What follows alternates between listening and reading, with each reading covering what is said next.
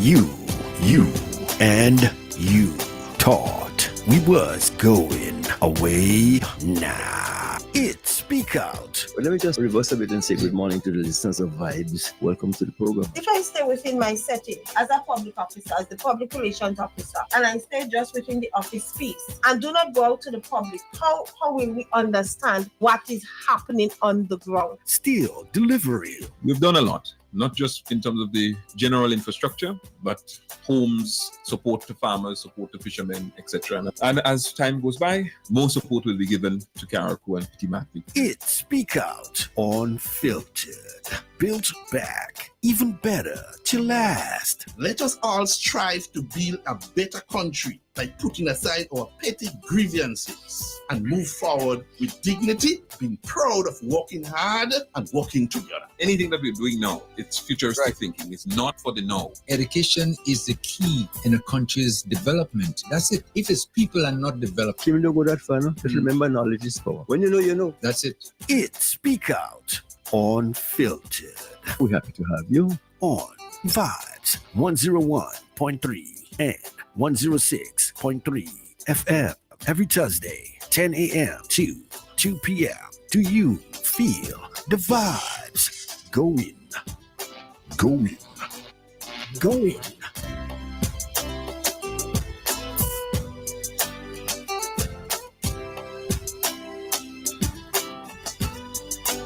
And just want to say good morning again, and thank you so much for tuning in, and thank you so much for being patient with us as we experienced a problem earlier on. But we think we are ready to go. So we want to welcome all again to Speak Out Unfiltered for today, Thursday. We are looking at the first day of May 2025. Good morning to the listeners of the Tri-Island state of Peter Mampney, Carriacou, Grenada. Good morning. And our neighbors next to St. Vincent and the Grenadines, good morning to you as well. Welcome aboard. To remind you, the program is interactive. You can always call us. Our telephone numbers to do so, 403-0101, 403-0101, and 443-0101, 443-0101, 458-1914. 458-1914. Those are the numbers you can call to interact with us inside our program, as we always do. So without further delay, we had a delay already. Let me move right over to Solio. Solio, good morning. What's up, Solio?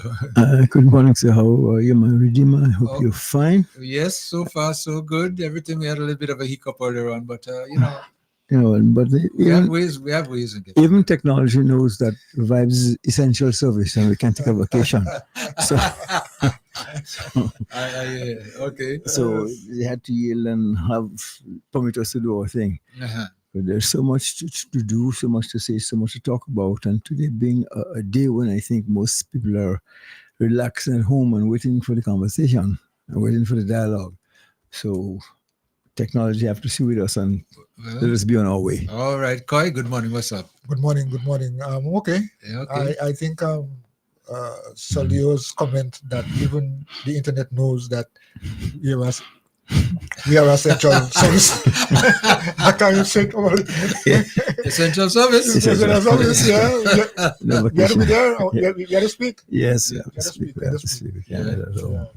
But yes, it's a nice, cool morning here, and I guess lots of people who have are taking the time to get some rest, and of course listen to Vibes. But today is May Day, and it is a day when workers all over the island, on all three islands, come out to in solidarity with workers, recognizing the rights of workers and conditions that should be acceptable. So I think today, Solio,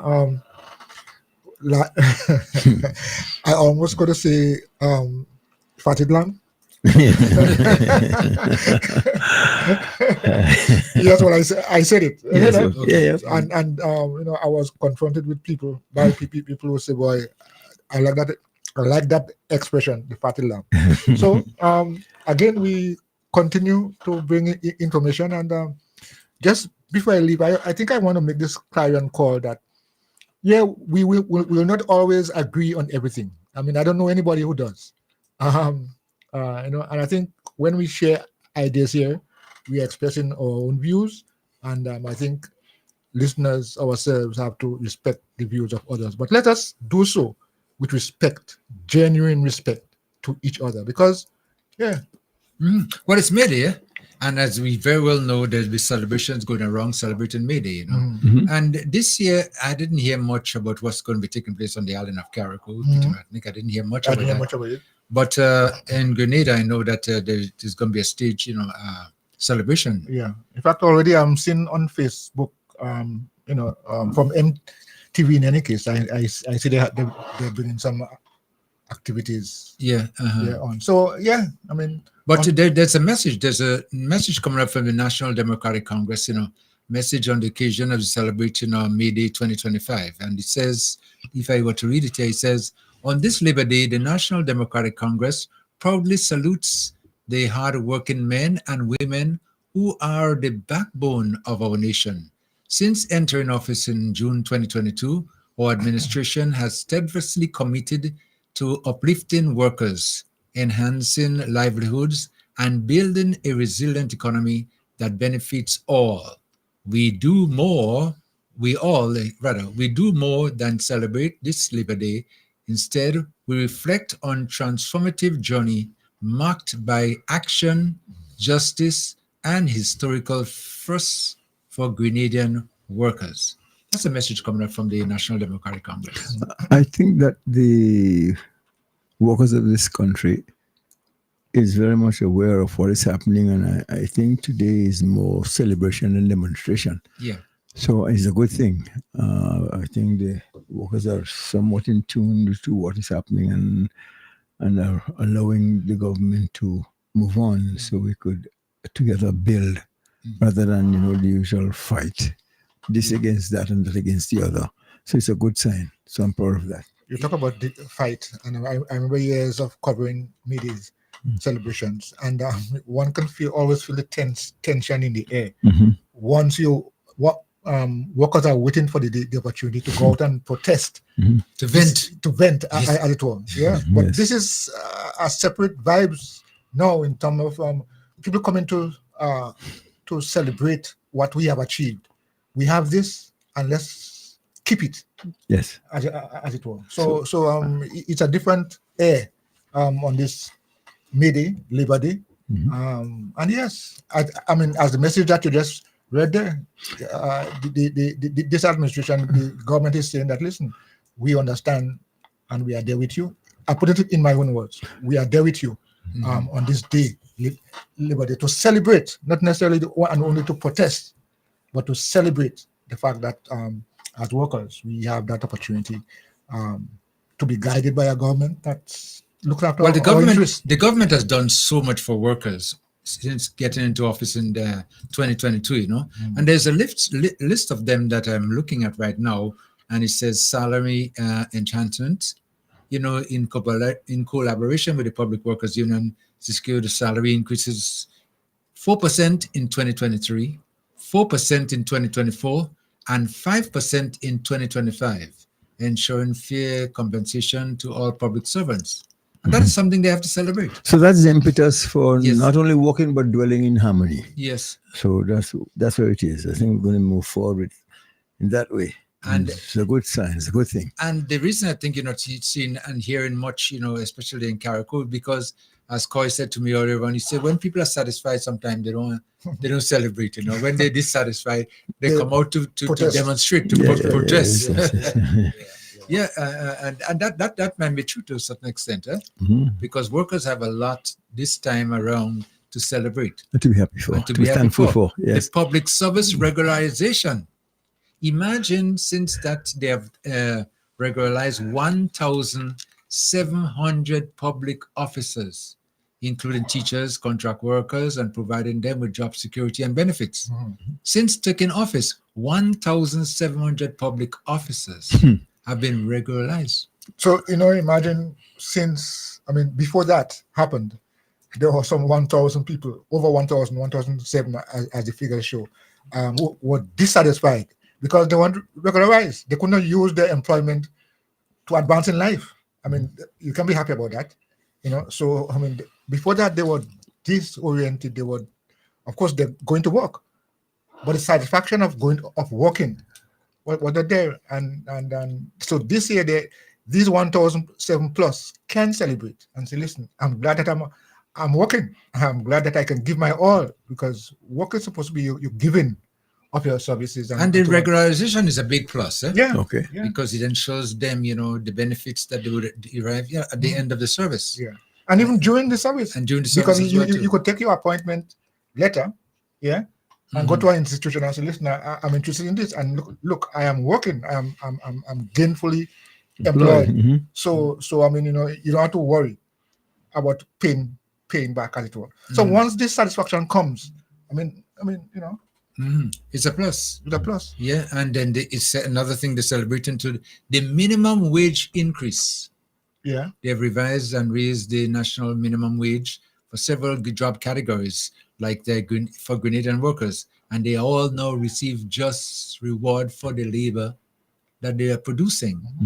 And a new standard of dignity now comes with it as well too. Just imagine that, because before there was no set minimum wage, as I mean, basically people were doing whatever they felt like doing to a certain extent. And with the regularization now, the minimum wage increased now, it guarantees the workers a minimum salary that they'll be working for, and moving up the ladder as time goes on. That's a big plus, because people were making $700, I remember, $600, $700, $500. And just imagine you've been making $500, $600, $700, and now you've been raised all the way up to $1,200. So let me just take an opportunity to lend the NNP theme song. We only move and nobody is stopping us now. We're moving up. Listen. They're comforting. You're taking away the trump card. No, it's not. It's unpatented. Well, nobody could sue me. Okay, no. But sometimes you're on the move way down and nobody can stop. Prior to this, we were never on the move and nobody was able to start us. So now we are on the move and nobody will stop us. We're moving on. Okay. So that is good. Yeah. Very good. A lot of celebration will take place because people are very much more comfortable. And also the twice monthly salary payments for the public officers.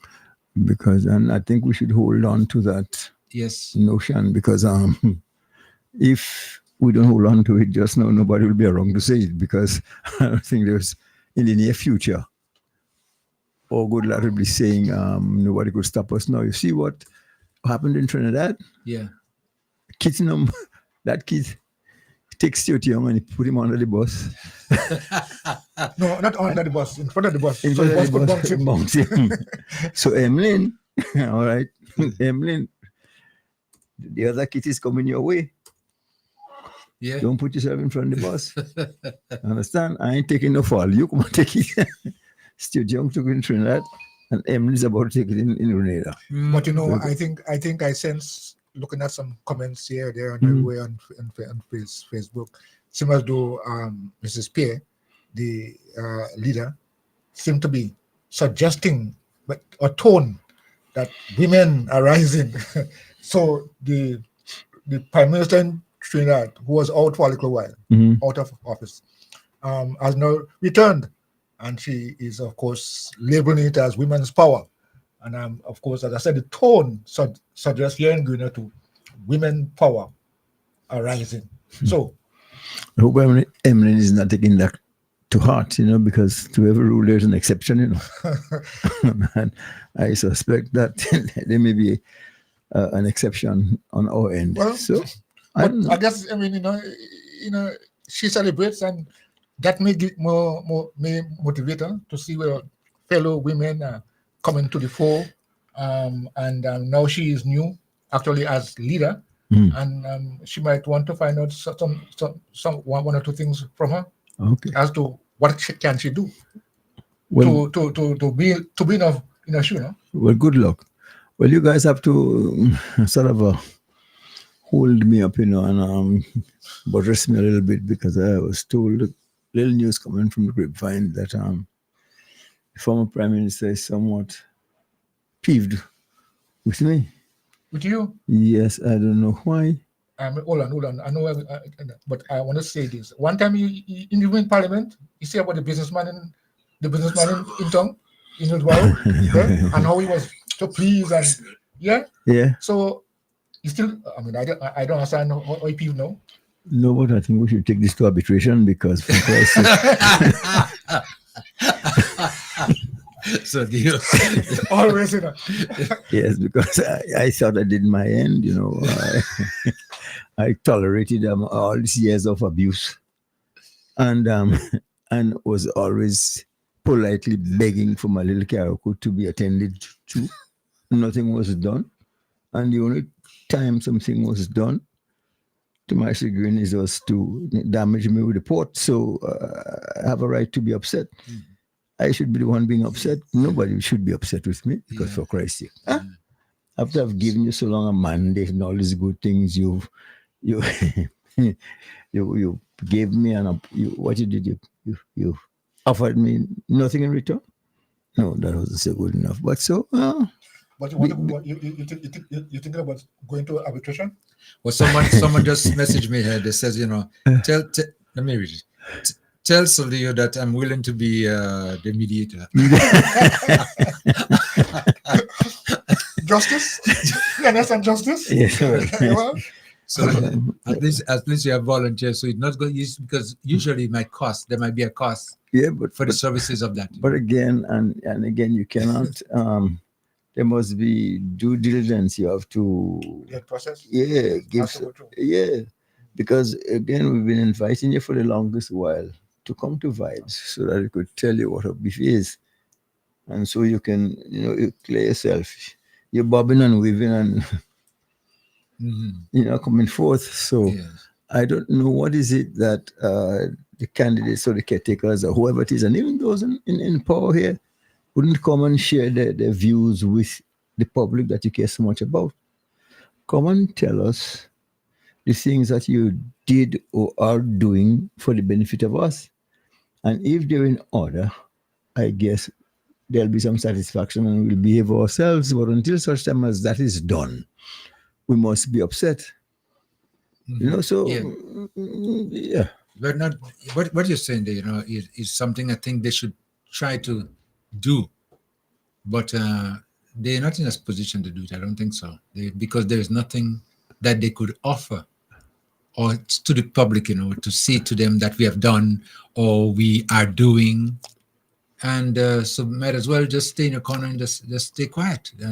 It might be a better idea to not say nothing than come out and talk nonsense. It goes like that, But anyway, the celebration, like I said, we're celebrating May Day, and workers this year are celebrating a lot. Now, when I'm looking at the amount that they're celebrating over the past year, it's sort of basically unbelievable, because so much have achieved. Workers have gotten so much benefits. Like I'm looking at one right now, which says paternity leave introduced, and it's a first in Grenada.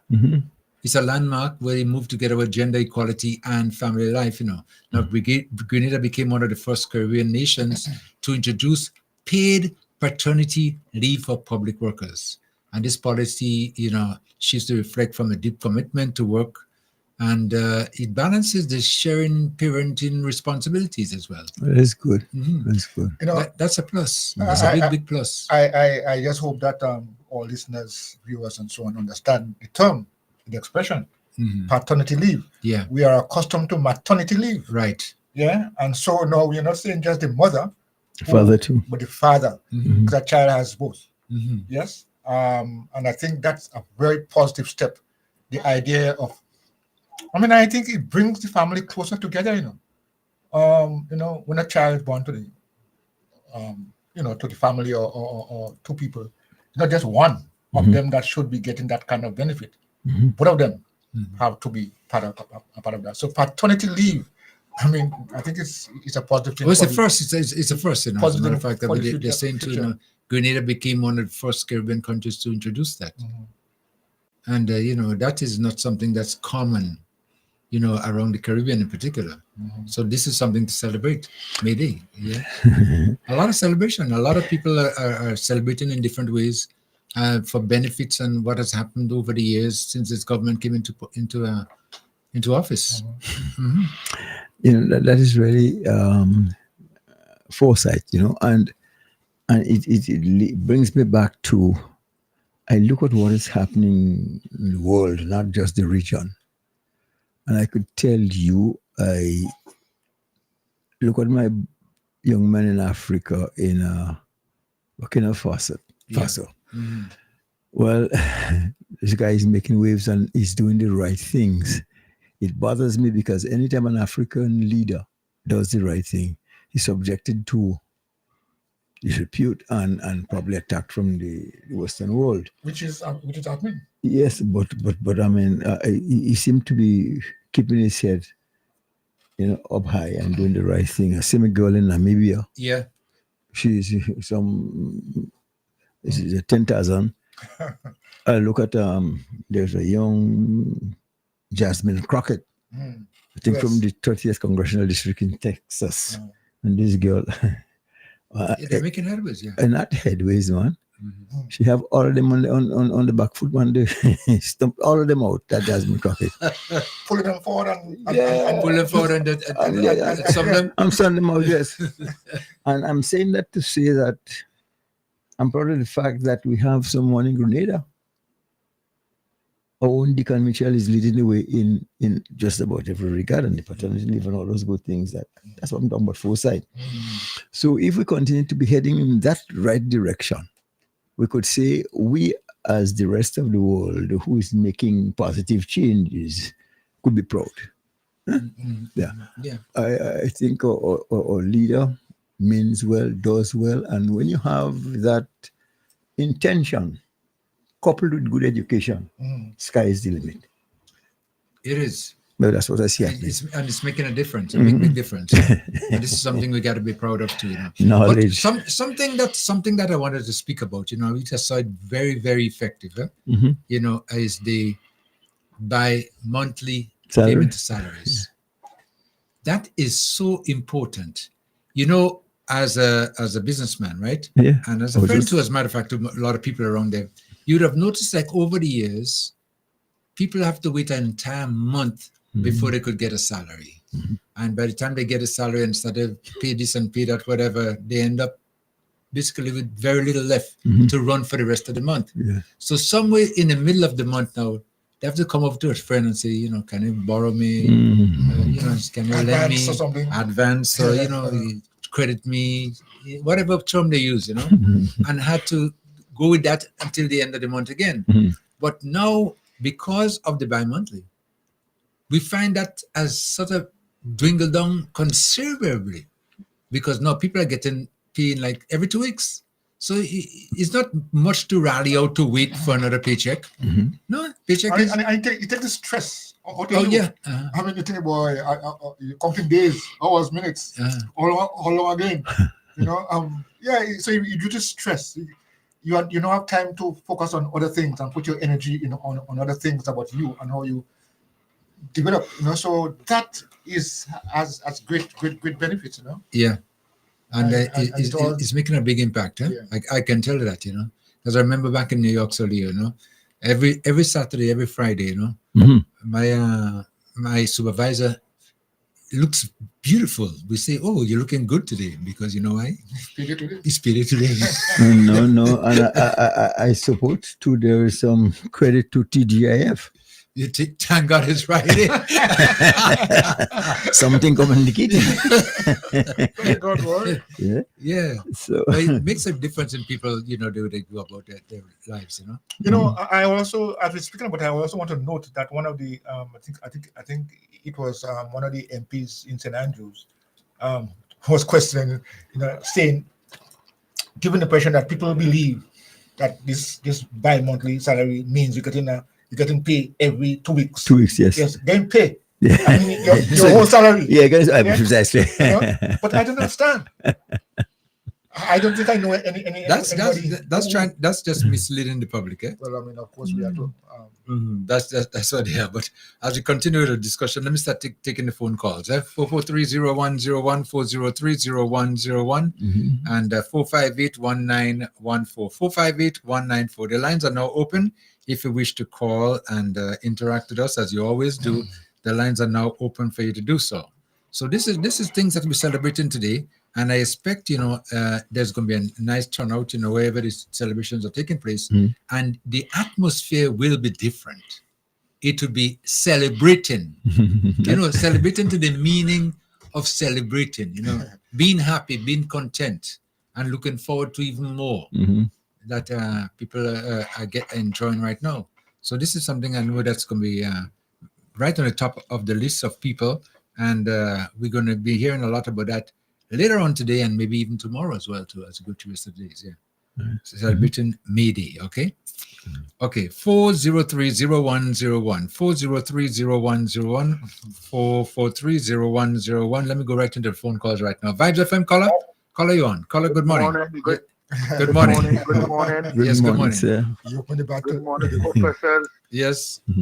I think probably you all have Labor Day today. I say that Vibes FM today is their Labor Day, but I realize Labor Day for you all does be celebrated on a different day. Yeah. Yeah. You understand? Mhm. And I think that our people should know by now. That is the ones on the next side. I hope you learn that taking your radio off of Vibes is a sin. You understand? That's the reason why I learned that to always have my radio on Vice FM, otherwise they will not be in touch. And that's the reason why the nether side is not in touch with what's going on. What say Solio? Yeah, I agree. I know you will back that. I agree. I heard two things. I could have called early on, but I said let me let you all talk some more.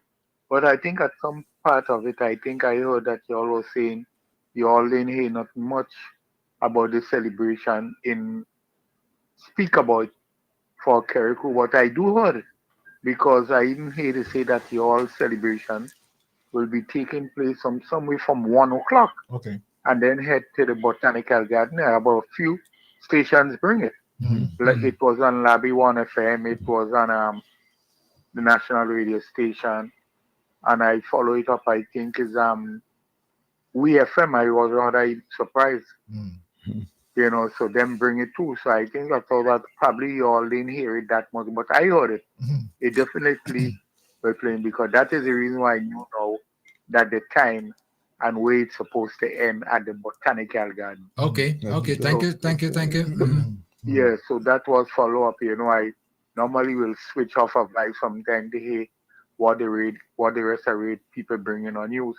But anyhow, I want to go into a topic. I heard the LNP over and over. Well, we know there is a song. They're saying that NDC don't have no project and doing all the project. All right, fine, that's true. Yeah.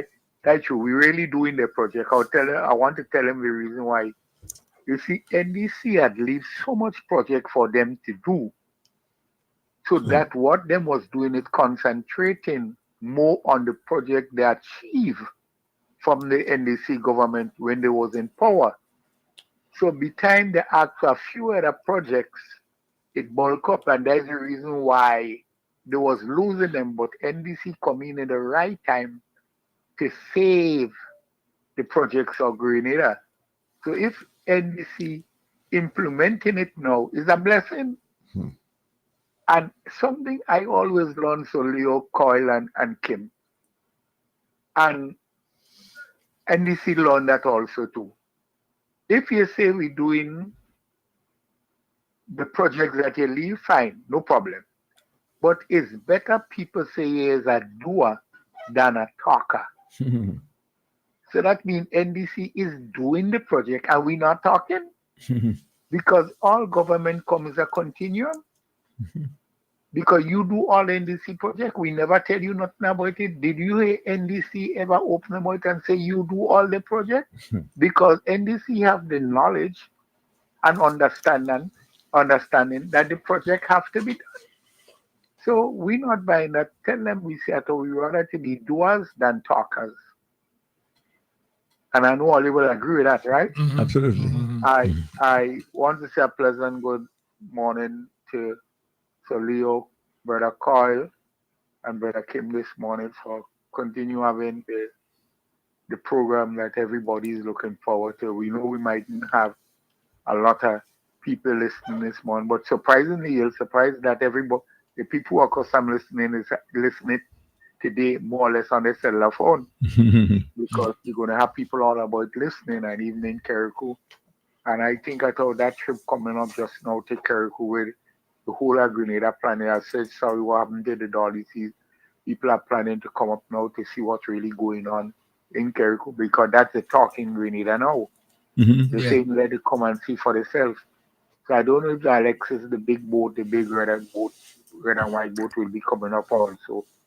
But I know there's a cruise with the two offspring and everything. So I will listen to you all, and then if I need to come back, I will come back again. But this morning, more or less, I'm in the listening mood. Okay, all right. Thank you. Caller. Thank you so much. Okay. Okay, let me try it. Landline caller coming. Landline caller coming. Hello. Yes. Hello. Yes. Good morning. Good morning to you. Yeah. Morning. Yeah. Yeah. My thing this morning. I will start it up in a kind of different pebbles. Now you go build your house. You live in your house, and then that you sold your house, and then you want the government to come and supply you with a next house. That can work. That can work because there are gentlemen in my community and all and them who want to get back this money. It could be NFP get back, the NDC get back. That is business. And all of them is NNP. Now that you sell your house, now you want to go to the government now for house, and you inquiring who in charge of the material. It's a no. Go and buy back your house. Buy back. And my caretaker, I want to tell her good morning, doesn't matter what, but it's not in my community. In my community, nothing is happening, nothing is taking place. What human toilet thing is wildfire on the bottom side. Going to Paul, Simon, Baghdad, that way she's walking. Okay? And that big people on him, that she's taking care of and see after them with the toilet and bathroom. I'm not to myself. The NDC would not be getting the vote because I don't see a lot of them saying, me are taking what I get and I still don't voting for them. My caretaker, everybody speaking, everybody talking. And Miss Kate Lewis, she won her seat, but can do nothing at all in the community with the 10,000. Where we going? Where you going? You want to buy a plane with it? Or a jet? You have to work. The NMP, the same thing. Like the ministers and them, some of them, they don't want to work. They don't want to work in a community. I ain't getting no justice for my vote.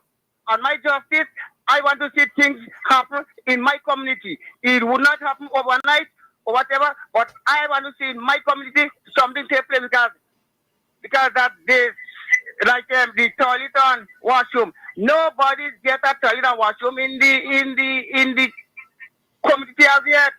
Because my caretaker told me that no, I did not ask her nothing and tell her nothing. She told me after the budget that she will, you know what I mean? What and what with me. So I said fine. The budget go, it come, it go. She will ask me again if I is on the seed program. I told her no. She take all my information. I know she never called me. And who again take my ID card, like my passport size picture, and they put it in the house. Check. When I see going how much month and year, like coming up to 1 year, I go to him and I ask him for it. He said that you have it in the ministry, but you cannot drop some document in the ministry and turn back for it. No, because nobody can fool me. Not even who, they cannot fool me. I have me with everybody, but nobody would not able to fool this little short black man named Deadman Maras culture man. Nobody cannot fool me. Okay. So I want my caretaker to do a little more in my community. Do something because everywhere is getting cellular bathroom. Everywhere is getting cellular bathroom. And all the NMP and them who is in there, they are getting more than the NDC. First thing, you have some NDC, give them. Because them is not NDC, them is NMP people. Wow. Them is the... Well, they better don't have somebody Okay, talking all right. about Culture, don't make a story up now. Okay. All Don't right. let her raise the pressure. All right. One more thing, tomorrow go be the career Bashilaka and career. That's in my community. The Bashilaka. So What's I that? want to What it is? no Bashilaka is not like Bashilaka. Shalaka. Bashilaka because it's more Bashi and more, you know what I mean? Okay. Okay. So I want to pick them up this Okay. morning. I want to pick up Baba and everybody who's coming out tomorrow and support the Bashilaka. Have a good morning, my caretaker. Okay, thank I you. love you still, but do something more and more. Later, have a good morning. Okay, thank you so Thank much. you. eh. There's something I've been hearing, and I just want to make a quick comment on that day, And the NNP, they have been speaking, and what they're saying, NDC doing all these things now because they were the ones who negotiated for it or something of the nature, it's their project and whatever. Mhm. What is really happening, I believe, is that they are lost for anything to say, and they forget that government is a continuum, and they just want to make people feel like whatever is going on there now, they were the ones who was going to do it or whatever. I don't really Well, know. that's status quo. Really? NNP, that's business as usual. You remember we were going to pay the pension Right. if the court say so to do. Uh-huh. Well, the court say so to do. You are going to form a commission now. And all this rigmarole. Yeah. And Deacon came in, he need a commission, the court just pay the thing. That's all. So while you bumping your government talking foolishness, you're talking and we're doing that's the difference. Yeah. So Yeah. Yep. But I say they are empty. They're really, really empty. They're with nothing to really say. And they could feel the tide moving way hard against them now. And they just lost. And they just have to talk. They just have to just say something why not? to just be in the mix, in the air, or whatever it sounds like. Vibes FM, caller, come in. Yeah, Kim, Yes, go ahead, yeah. I don't lose. 13, they get in 13-2 next election. Are you predicting already? The election is a couple of years away, yeah? I'm telling Huh? you, the whole, my family in New York, the whole New York, getting 13-2. That's what we give them. All right. Okay. All right. Okay. There's predictions going on already, yeah? Mhm. As to what the result of the next election will be, but it's June 2027, right? Yeah, 2027. 2027. And it could go all the way to October if they Yeah, up to October. up to October if they so decide to go the distance. Yeah, but this gentleman isn't thinking that there's a third party in the mix now, eh? Third party. Yeah. I've been hearing about this Yeah. third party. And in my view, third parties in Grenada never really made any impression. And what's it, and so trying to bring a third party again, I don't think. Well, it's I mean, going- we can just assume that they would not go anywhere because no one assumed 8 months before the last election NDC Would be been in the mix. So we cannot just assume that because it hasn't happened in the past. What happened? Are we considered having three parties represented in Parliament? What that would look like? How it will feel? Stick up in. I'm going to get back to you on this third party. Vibes FM, line 9 caller, come in. Good morning, Yes, good morning. Yes. and good morning to all the panelists. Good morning. Good morning. Happy Labor Day. Thank you. Thank you for the same for you. Thank you. Our liberation will be our operation with bravery. An operation upgrading and regenerating. Deliberating, amending, you will be yielding with togetherness. Help us as a community, let us celebrate our Labor Day with kindness, gladness, and purity. Help not nothing go beyond as what was happening before. Because we are one Grenadian, Carriacou, and Petit Martinican, celebrating Labor Day with bravery and love. Help us to love one another. We have a good leader which is building up our community, so togetherness will be a must. I want to congratulate my Prime Minister and my party for what they are doing, and forget what NNP saying. When we didn't have a seat and they had all 15 seats, they used to ask Nazimbok, what is your intention? Everybody, what you will do? Say what you will do. But now they don't have nothing to say what they will do. What they're saying is what they get in the progress. We are doing it.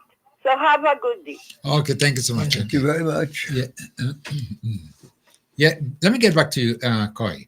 As you mentioned the third party there, and you were wondering what it's going to look like, if you were to have three parties forming the government. And in Parliament, yes. In Parliament, yeah. Yeah. But it is possible. Well, it's possible to have three parties there, but one would be in the majority, of course, in order to run the country. But this third party movement I've been hearing about, I don't see it happening. I don't see any significant. I don't see any way coming forward as to make a big impact in government. I don't see. All each of them has to do is to just win one seat, and they will be in Parliament. In fact, I'm seeing a comment here on the chat. It says actually a fourth party. I mean, I don't know. I'm just saying, the commentator is saying actually a fourth party. So let's brace ourselves for something we have never seen before, experienced before. But as I said, I always think about the fact that what if we have three parties in Parliament, and how would it feel? So all parties have to do, if they know they're strong in one area, just go all out and win one seat at least, they're in Parliament. Right, hold on. Come back on this party, just a minute. Vibes FM, WhatsApp caller? WhatsApp caller coming. Blessed be the Lord, my strength. Can you hear me? Yes, I'm hearing you, yes. Okay, great. Blessed be the Lord, my strength, who teacheth my hands to war and my fingers to fight. I'm getting to what I want to say. Now, Sodom and Gomorrah, we all know, was destroyed because of homosexuality. I believe, most people. Now, I heard, this government here needs to do God's will. And the people needs to support them. NBC and NNP. And everyone, all Grenadians need to support them. Now, I heard that, and this government needs to be strong. And by the way, that line was from David. That's the second king of Israel. Blessed be the Lord my strength, who teaches my hands to war and my fingers to fight. Now, this government needs to be strong. Now, I heard that some LBGT, you all know what I'm saying, is coming, like it's going to be a part of the curriculum. Is that so? Go ahead, I'm listening. Well, okay. Well, the government shouldn't accept that in this country, because that's the very reason two cities was destroyed, and God opposes that in the Old Testament and in the New Testament. I mean, sexual immorality is one of the things that God hates most, right? So we cannot accept that, and the two political groups need to support the government, and the government needs to be strong, and the people need to support the government. everyone will be held accountable. We all have to make a choice, and we're all going to be held accountable. The government also. Now, that's the first thing. The second thing is that we are looking for water, right? And I needed a tank of water. To make a long story short, they said there's no water, and Nawasa doesn't have water.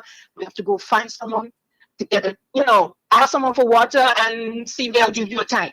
Okay. Now, yesterday, about between 6:30 and 7, I was driving up. Well, I was driving. No, I wasn't driving, but I was in a vehicle. The black tank on the hill, water was pumping out of there like I don't know what, right? And there was a vehicle parked there. I wish I had but it was one of those white vehicles with the front, just the front it has like a passenger, and it was white. But I'm not sure if it was Nawasa or was another vehicle. I am not sure. The water was pumping out of the black tank, and people need water to do all sorts of things, and we can't get it. And the water wasting away. So I just want to say that. And there was a truck right there. So if the truck is there, why is the water pumping out wastefully? Okay. So thank you very much. Okay, thank you so much for your contribution there. And that's very unfortunate. But the guys who transport the water sometimes they need, for a tank, you should be able to sell the tank so you don't go, driving and wetting the whole street as you go from one point to the other. Yeah. But it's something that they do. I look at it all the time. You have 2 tanks, but they're not properly sealed in a lot of the trucks, and indeed they're wasting water. But that's not an issue we could deal with. Okay. That's an issue. Yeah. But Kai, get back on this party. Get back on this 2 or 3 or 4 whatever party in government there that you're speaking about. I have some comments coming through, but the lines are keeping me so busy. So let me try to take the calls first, and then we're going to get back on that. Vibes FM, WhatsApp caller first. WhatsApp caller coming. Hello. Good morning, Kim. Yes, Coy, good morning. and Mr. Leo. Yes, sir. Good morning, sir. Good morning. Praise God for being on today. Oh, yes. Give thanks. Give thanks. Essential services. Because all them other programs are off today, and I was praying that you could be on today. When I heard you said this morning, the advert you could come in on today at 10 o'clock. I pray, kneel and pray. Yes. Kim. Just go ahead. You know your friend that was in the steel cage. Your friend that was in the steel cage. Do you know he's going to lose his seat next election? Well, I mean, we're making that prediction, but we're not sure of what the result could be. But I mean, the possibility exists. 90%, I'm sure of that. Okay. Wow. Yeah, because last election he won by 200 and something votes. Yeah. Now that vote's going to split in 3 now. NNP at least will get 500 votes from in around town. Yeah. Okay. He might pull a 1 or 2 from NDC, maybe 1 or 2. All right. So he's gone. He's kaput. He's kaput already. Yeah. You see where I'm coming from? No. People have been saying that, the possibility exists, he's going to be basically like a spoiler against the NNP, not the NDC, because he's not going to win. The prediction is going on there. And the NNP is not going to win too because he's pulling votes from there. And that gives the NDC a better chance of just walking away with a victory. Anybody that put the run in tongue against him, they're going to win the seat. That will be the safest seat for now going forward. Okay. Because the votes are going to split in 3. And NNP will get some votes. We have to face it. Okay? Yeah. And then that's it. He won by 200 something votes. And no, it was under 200. Under 200, yeah. No, 2 something. Okay, all right. 2 something, yeah. Okay.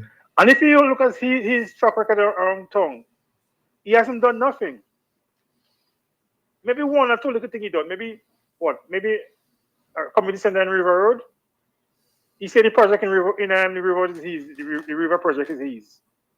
That's what he said. He claimed that. But what has he done? Nothing.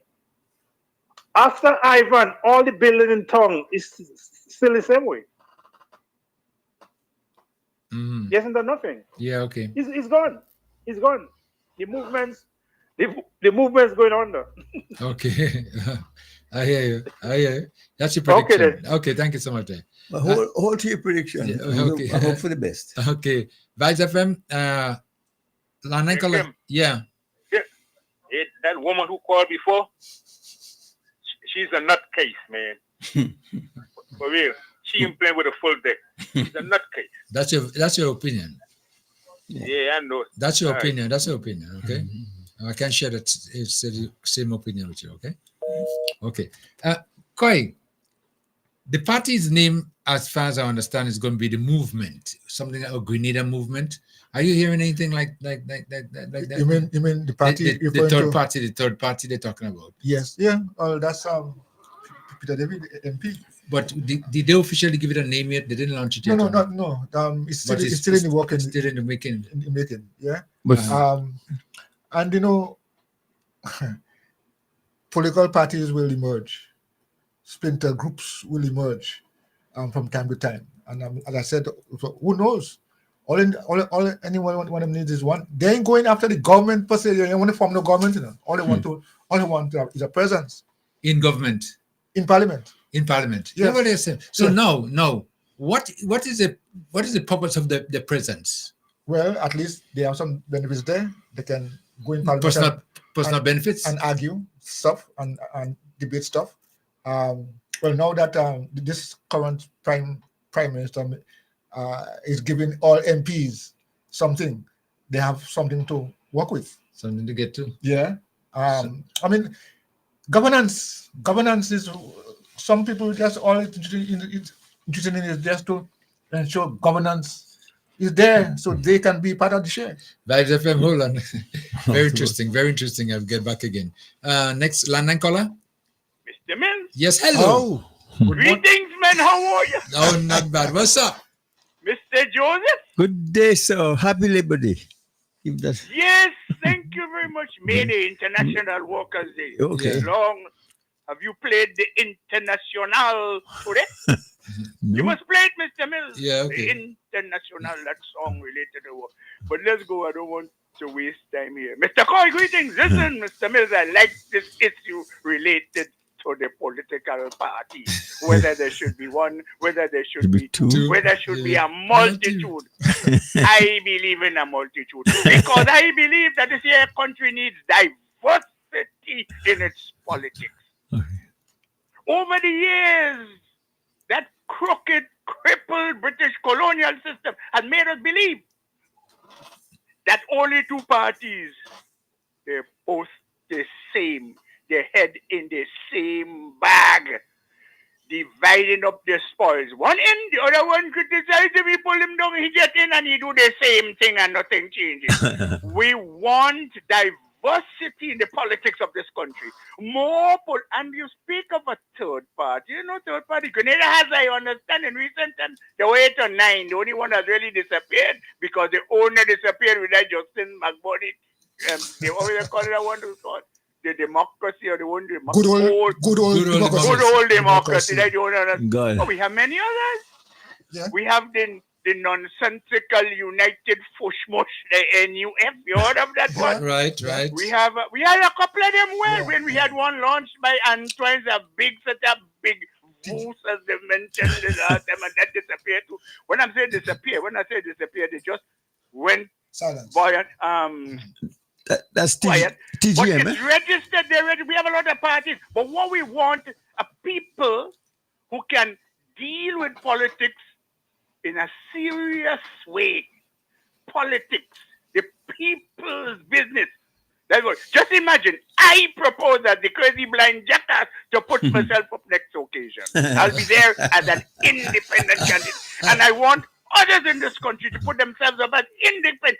It is time that the villages, the communities, even the parishes identify people within themselves that can serve the purpose and the interest into the future of this country. Because the current stock of demagogues, partisan demagogues, they have gone to one pity and they ain't letting it go at all because they know when the time comes, they're going to bleed the country. And that has to end.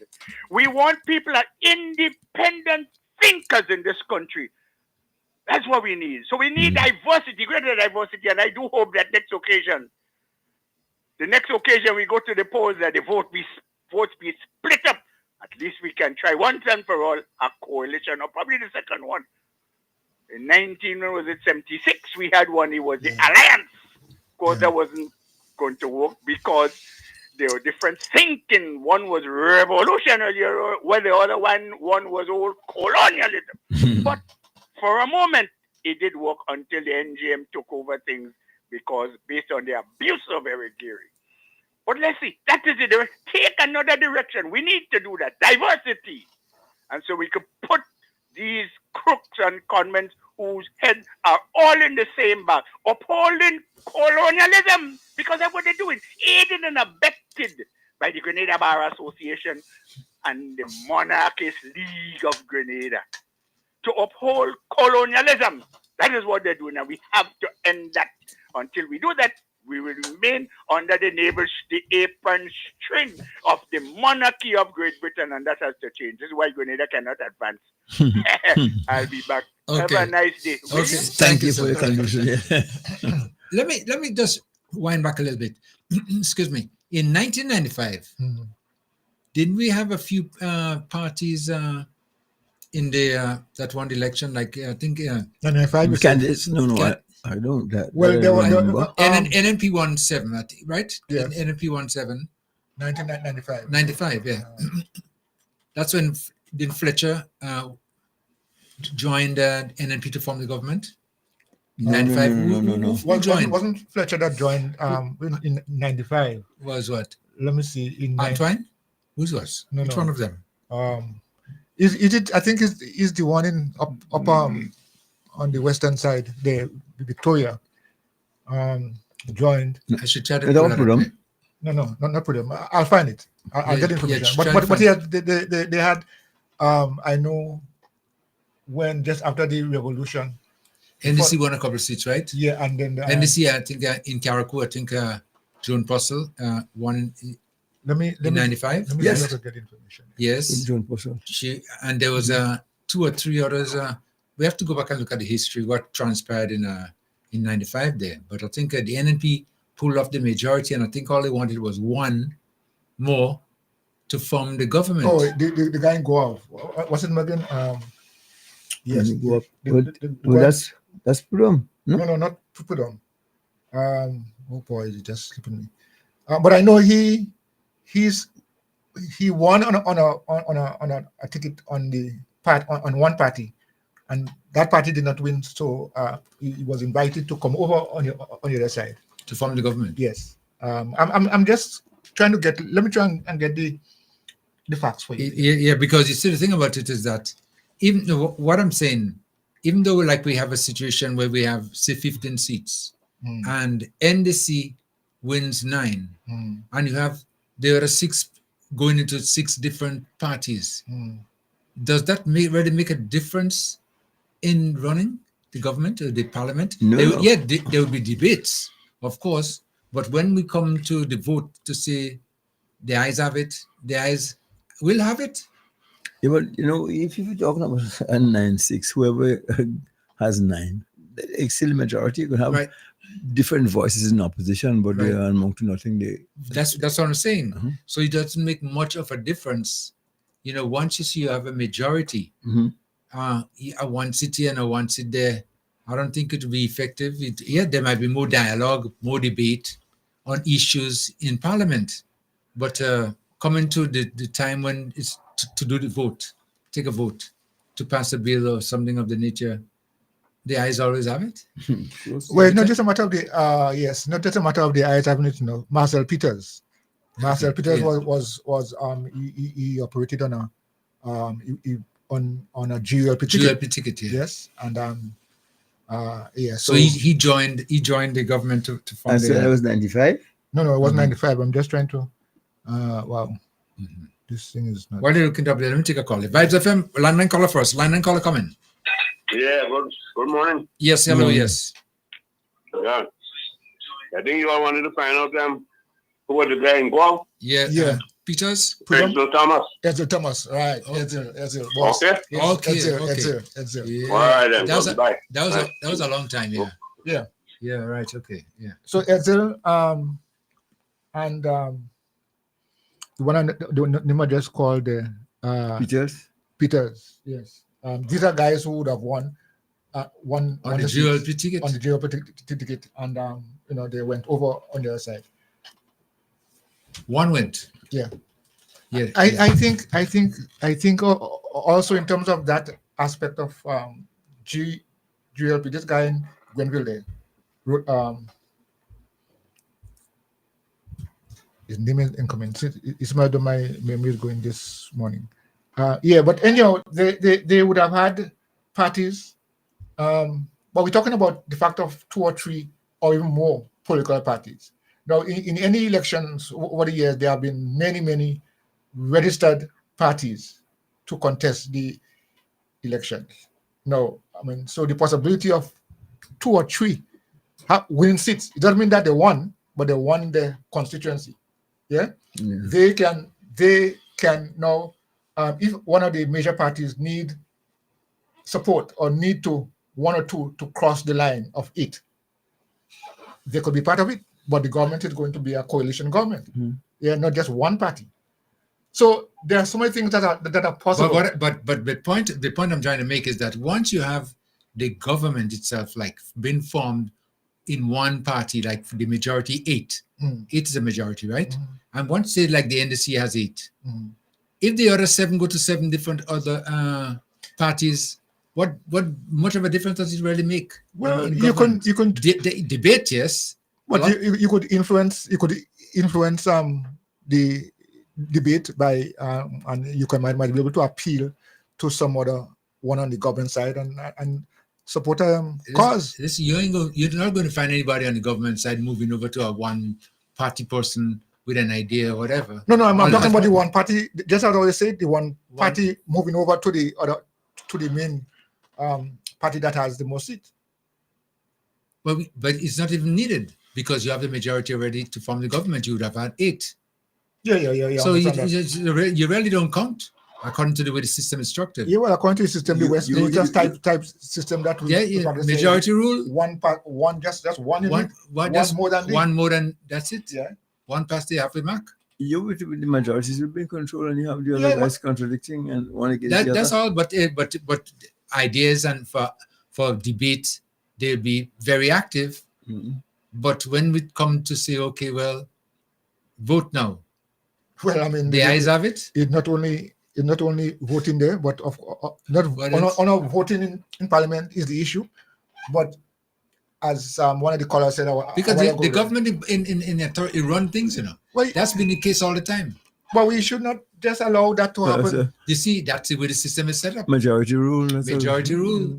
Well, yes, of course. I mean, and in fact, to be in government, you have to have the seats required. Right. Yeah. I mean that's how. So now, if the movement, right, were to go into the election and they win 1 or 2 or 3 seats, so. Well, they have a foothold inside. But I mean, it's not only about voting in Parliament, It's about governance. Governance is run by the government, the party in power. Governance is the government. That's the way it's run. I mean, if you realize it, that's it. You could say whatever you want to say. When they say the ayes have it and the ayes have it, whatever the ayes decide. At a Parliament level, but of course on the ground level, on the ground level, you could influence people. But who run things? Vibes FM caller, WhatsApp caller comment. Yeah, Tim. Yes, go ahead. I hear you all talking about that because I'm very knowledgeable about that situation there. When Edsel Thomas come over to NDC, well, they capture him because he go in hiding for a couple of days. Yeah. And Marcel, because Nicholas Buffett House was the headquarters for that decision making, because Keith was scouting to see if he could have captured them also too, but he didn't make it. And there was Dr. I just lie down here trying to remember his name. Fletcher? All 3 of them went over to the NDC, Not the NDC. Was Marcel, Yeah, oh. was Exit Thomas and Dr. something from Greenville. I couldn't remember his name. Dr. Gibbs. Them went over there. And let me tell you something. I used to be in Nicholas Buffett House together with George Brizan because I was the Brizan man. With Brizan everywhere you go. Yeah. And anybody hear the voice, they know who it is. And they know me in tongue, so they know that. And that was a moment. You understand? That was a moment. But anyhow, I hear all the talking that the bigger picture about NDC winning 9, only doing some prediction, which I know NDC going to win more than that. But I like the argument for argument's sake. Because if NDC win 9 and you have 2 other parties and they win 3 each, nothing change, you know. Nothing change. Nothing changed. The big issue they want with Solio and Coyle and you talking about, and all in, I need all the touch on that, is who going to be the opposition leader? Well, in the 6 of them. That is the issue. That is what all they have to talk about. But hold How's that going to come about? Well, isn't that the post when they add up who get the majority that the governor general will have to sign over to that person, to the leader of that movement, to be the leader of the opposition? Because you could only have one person replying back to NDC budget, you know, only one person, the rest giving the views, you know. The opinion is opinion, I call that, but to rebut the NDC budget, you have to have somebody, you have to have a political leader, and that's what all they're talking about. Who going to be the political leader? You mean the opposition? Yeah. To see who is the 3 from each will win. The another point is, I hear a caller talk and say I thought that NDC, you have to face it because NNP might get 500 seats. Well, if NDC get 500 seats, it look like I will see the day after. Because let me tell you something, I don't know where that 500 seat coming from. What I could assure you, that I know Claudette to win that seat. Hey, what's going on in St. George's now? Claudette Joseph is giving, you know, a tongue said when you're in the capital, mister, land is expensive. Rent is expensive. They are giving out deed now to all the people and them who is living on Krongland. Thousands of people talking about that. And this is no joke, all they follow up that.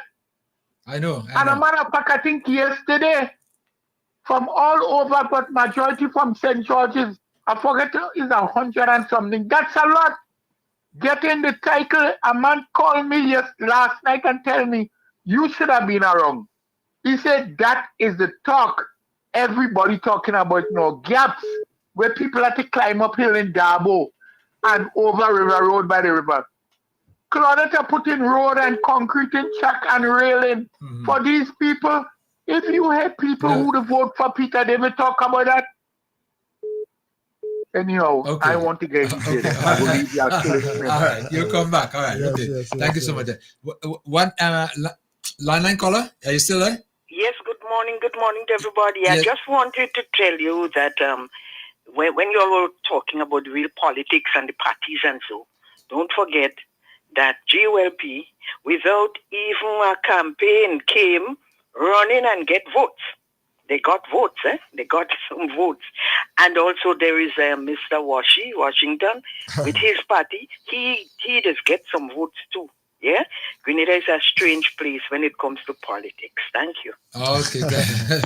Yes, thank you, caller. Strange place. All right. Well, I'm telling you, I mean, it could be very interesting when the election time comes around. What's up, caller? Coming. Yes. Good morning. Yes, go ahead, yeah. I believe we all waste some time in talking about 96 and 2 parties winning 3. The parties, as you rightly said, the eyes have it and the eyes have it. The ones that have 9 from the government. Yes. And it's obvious in any debate in Parliament in Grenada, as we know it, the 9 will debate on behalf of the 9. Right. So the eyes will have it at the end of every debate. Whatever will need to be passed in parliament, whether it's laws or whatever, the eyes will always have. Right. So I thought too much time wasted on that. Because you know, nothing like in the United States where they vote on conscience. Okay, because every state has their own local government, and what might be good for Florida may not be good for New York. So then you may find a Democratic representative, senator, voting for because based on what's going on in his constituency. But here in Grenada, in the small island, we don't have that. The government is in charge. Every MP under that party gonna vote yes. Right. It only goes on the opposition. Go vote no. So they say nay. Yes. So I mean, as you say, the eyes have it all the time. On the other hand, looking at how vote may go if there is a third party. To be honest, I can't see Peter David winning in some of that. You see what? He worked on the youth in the last election. When he won against Claudette in Rivero, okay? We heard what went on with payment and whatnot. But the thing is, where we were weak on in the campaign in the town was to show the people where Peter has done nothing for the town of St. George. He was in the NDC as MP from 2003 when it was 87. Okay? Right. He did nothing in the town of St. George. Don't come and tell me he was in the opposition. You have to work on behalf of the people. That is your constituency. NDC won in 2008. He did nothing. And he was representing the town of St. George in the government. Good. Now, he ran on that kit. And he won. What has he done for the town of St. George? Still nothing. Are you telling me this will go back and vote for a nothing person? So this is where NDC had lacked, exposing the weakness of Peter. Peter is a man of great words. He can speak, but action, no. Just look at the time he spent in Parliament under the NDC and under NNP, and look at the tongue of St. George. He did nothing. So I cannot see how Peter could win the tongue of St. George if he wanted a party. People don't vote for Peter because Peter is the leader of a party. Peter is a lazy man who will work this concern. Hey, I don't mind attacking him. Only saying what is. Because as far as I'm concerned, he's my good friend. You keep me real. Only saying what is. Okay. Now, I heard the opposition leader. Well, she sent all the congrats to Kamala Fossa Bissessa. And she wanted to sound the trumpet as if well, look, women power, as she said one. As if well, look, that will give her a chance. But it don't go like this. Bissessa become prime minister because when Riley was president in the second term, he played the fool. Yeah. Yes. And if you look at what happened in that election, PNM supporters went over and voted for UNC. Yeah. Big time. Yeah. And that is how they nearly clean up the whole of Trinidad. Yes. So that's a different story. And that is how I like to see people vote. I vote for you, you win the election, you did not deliver, we should be voting you out. Right. Because we vote not to perform, not to go there and cope. And don't make runs. We decided to make strokes and make runs so we could win the whole fight. And that was lacking under Riley. And in the last, he passed it on to the Chinese man. I believe he saw the defeat coming. Of course. Yes. Of course. So and Emlyn again, she's not politically savvy. You hitting out, you and your co-hosts hitting out of NDC doing NNP project. These projects are not party projects.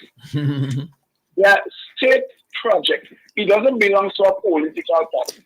If she wanted to take the gamble and play the game like that, when NDC lost the election in 2013, the amount of projects that the NDC had secured, even financing, they came and met it there.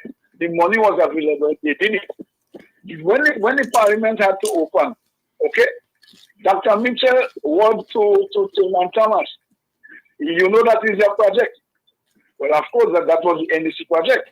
But Tillman is mature. He don't see it as NDC project. He sees it as the government and people of Grenada. Even by the tunnel in St. George, well, let me not continue there because Ken Jones had made mention of these things just a few days ago. Yeah. So no sense in speaking like within time. Yeah. In the fact is government is a continuum.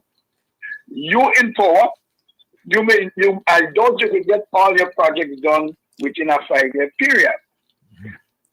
If it happened that you lost the election and I win it, even if I have plans for the next 5 years, I should be mature enough to take up from where you left up. It's like a baton passing on.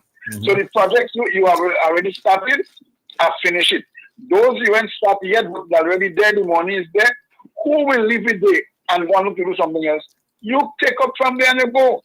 So it shows that she is not politically savvy. And she must listen to people who understand politics, plus the workings of government.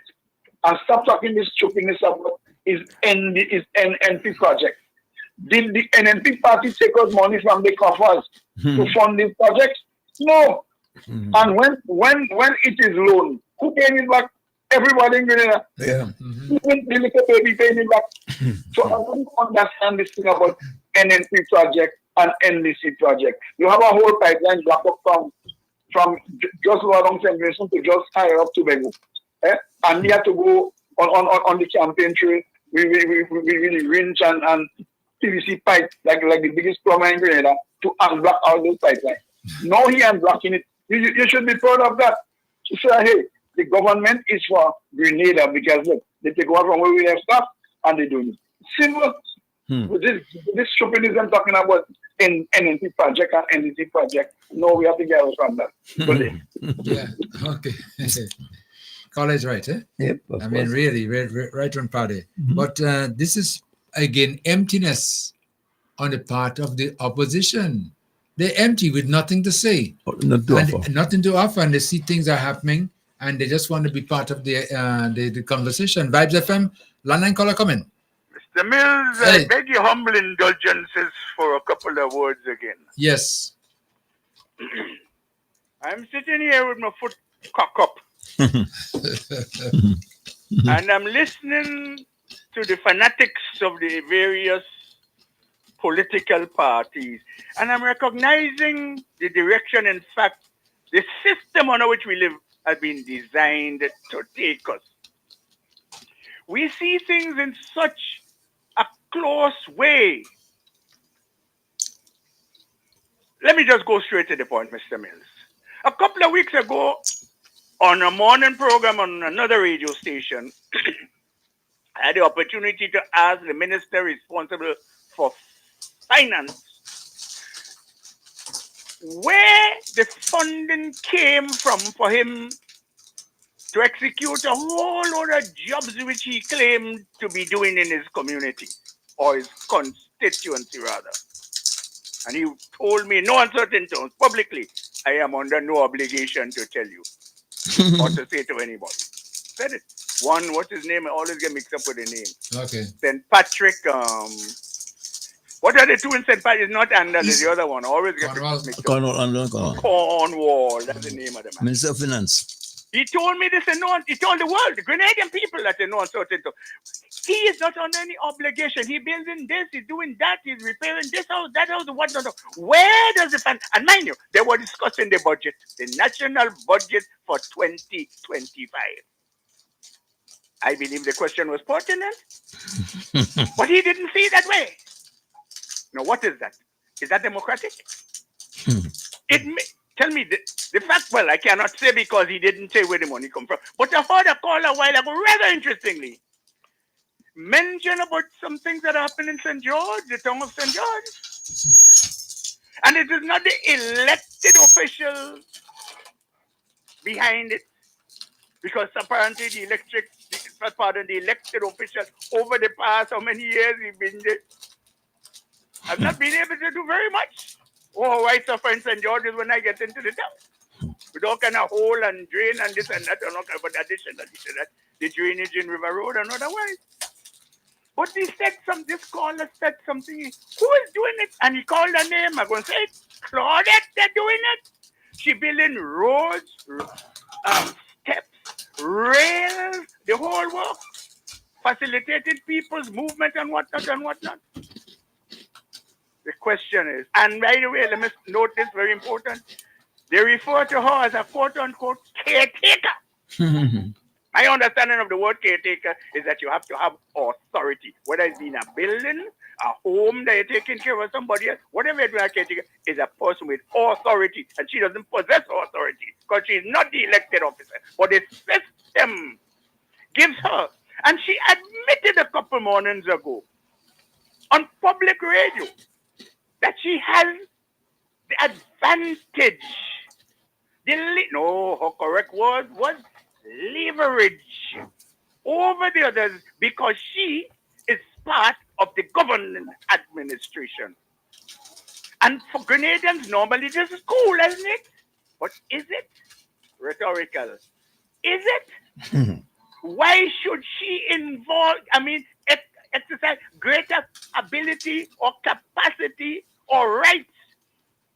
And it begs the question again, where does that money come from? Where in the laws of this country it is established that caretakers should have money to spend to get certain things done in their constituency? That is an open floodgate to corruption. And it didn't start yesterday, of course. So you see, it will continue deja vu until we die, except we change this corrupt system. I wanted to ask this question. It may be considered rhetorical before I go, but I'd like you to consider it, Mr. Coy.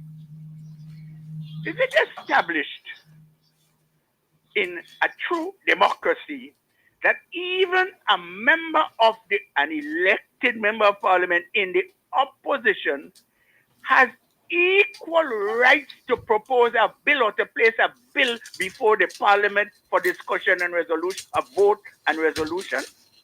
Are you aware of that? Thank you very much. Have a nice day, will you? Okay, thank you so much. All right. Okay. Food for thought. Okay, next WhatsApp caller coming. Hello, caller.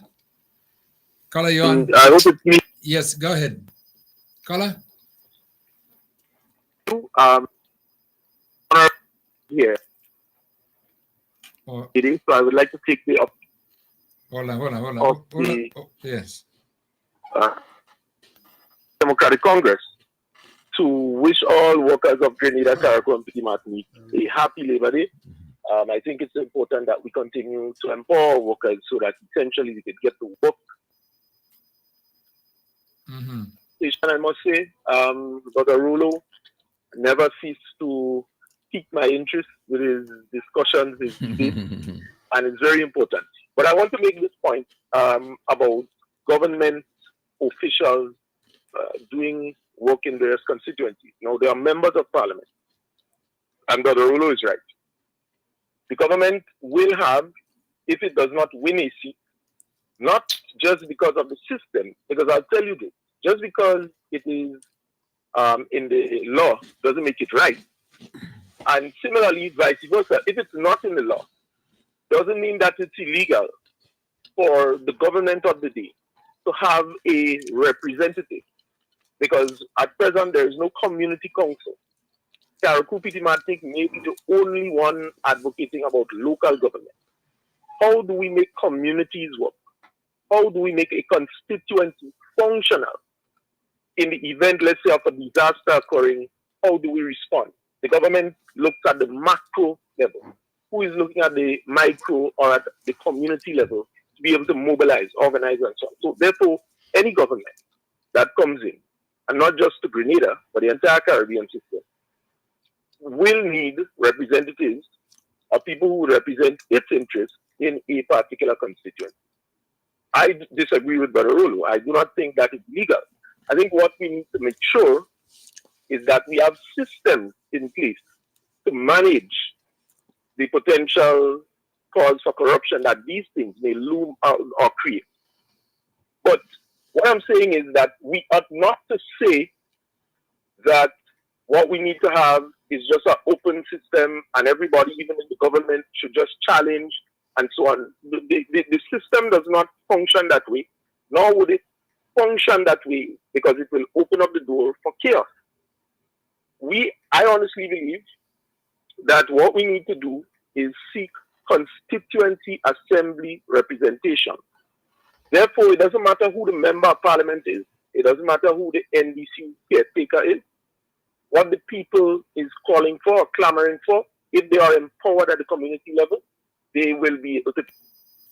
Local government must be a national thing, not just local to Karaku Pitimatu. But I think Minister Tevin Andrews, this is my humble opinion. I think the program has some opportunity for me to do that, give my own opinion. Minister Tevin Andrews should be the minister for local government across the entire country. Let's empower community. Let's build more communities than we are doing even now at the national level.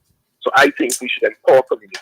That is the fundamental point, and forget this conversation about who is caretaker and so on. If we empower the communities officially by law, it gives them an opportunity and platform to get stuff done outside of just the community. So the community will be reporting to the minister, whoever is in charge of what exactly. Exactly. Yeah. And therefore they take it to parliament, etc., etc. So this is what the people want. Yes. Yeah. Coming from the bowels of the people. Yeah. Caller, thank you so much. Boy, that's a good one. Vibes FM, what line 9 caller? Line 9 caller coming. Yeah, hello, yes. Yeah. To the whole entire cabinet, thank you for taking my call. Okay. We have a problem, and it's a serious problem, and we don't want to face reality. Speak the truth and speak it ever. The whole breakdown in Grenada today is this, what you call the public works department.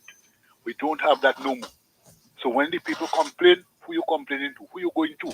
So if the minister do the work, you go to the minister and you tell her about it and you tell him about it, and they come and do it. They do it, but with the public works, with the person who in charge to say, well, the local government, as the gentleman just said, to look over the situation and the condition of the place, to see to uplift the place. You don't have it. Like how you have it in Karaku. Right? We don't have it here. Right? They say man attacking blank. The airport system. The airport was drawn and put on there by Gary. When them come, them do it. The deep water harbor they have in town there was put on by Gary. When kids and them come, they sing it and they do it. Right? So it's a continue between government. It's a continue. And why they have to be nagging? Them just go in one direction. Let's go the straight point. Let's say that it is. Let's try to educate our children and our children and stop making fool of people. You understand? It's unfair. You understand? The government is trying very well. The other one been there for how much else? So what's 21 years I even got? We're going to what the health center, what the parliament building, what the governor general house, what the library, even what the prime minister house, watch it. Nothing to do, but they only complaining. The one they can do everything in 2.5 years. Why? Why did you tell him do it? Why didn't tell him do it? All the time he for 22.5 years. Why they didn't complain? They didn't think it. No, it's only every minute and a deacon, and an NDC and an NDC. Come on, let's face reality. We drag with foot on the things. Because if we had central garage, if we had the garage, public works garage, and we had the place, we'd have go better than we're going there. We'd have do better than we're doing there. What is state of the road? People have to call and complain about the road. Where the road overseer? Where the road driver? Where the engineer for the road? Come on.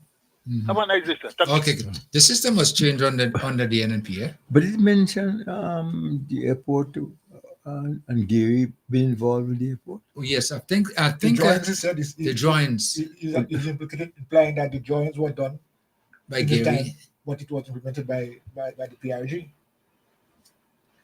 With the drawings, he said? The drawings, yes, well, the plan was already there. And PRG come and started, and then this. Well, although they didn't finish it. They didn't finish it yet, but the other government finished it. It's a continuum, though. It moves from one to the other, so you know. I mean, people talking about continuum and so on. I couldn't imagine how a case as this, what you're talking about, a government coming into office and meet that day, and meet a plan there for airport to stop that or change the location and bring it elsewhere. Yeah? So it has to be this kind of collaboration that takes place because, yeah. No, but in the case of the airport, I don't think they had even though they had the idea, didn't have the funding for it. Oh, no. And, it's work in progress. thanks to good old cash to yeah. who came on and did something because only what we probably was an idea. Okay. Callers on the WhatsApp hold on. Landline caller first. Landline Your caller. indulgence is one more, Mr. Yeah, Mills. yes. Make a correction here. Yeah. Let us not mislead the Grenadian people. Read the Point Saline Airport. Let us not mislead. No, the idea for the airport came around since in the late 1950s into the 60s. Eric Gary, in his office, had made suggestions for a new airport. The Canadian government forwarded a sum of money for the studies and the identification of the land. Point Saline was decided. That was all. Okay. There were no drawings. You hear that? Okay. Grenadians? Don't get mixed up with that because I can That vouch makes for it. sense. I was there from morning. You know? Yeah, okay. The drawings were made in Cuba. Ron Smith, our engineer, may his Lord rest his soul, went to Cuba. The Cubans came down here, did some surveys, additional surveys that were done in addition to what was done in Grenada, and the drawings were done in Cuba, not here in Grenada. So let's not bluff the people on that. Okay. And finally, Mr. Mills, I am beyond partisan old talk. I don't back any I've never backed a political party in my life.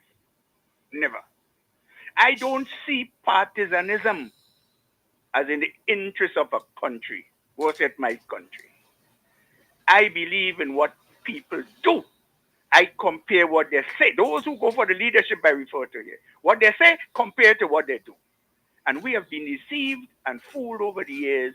That's why I believe this country is a Diku country. A country born and bred in deceit, hypocrisy, injustice, corruption, and untrustworthiness.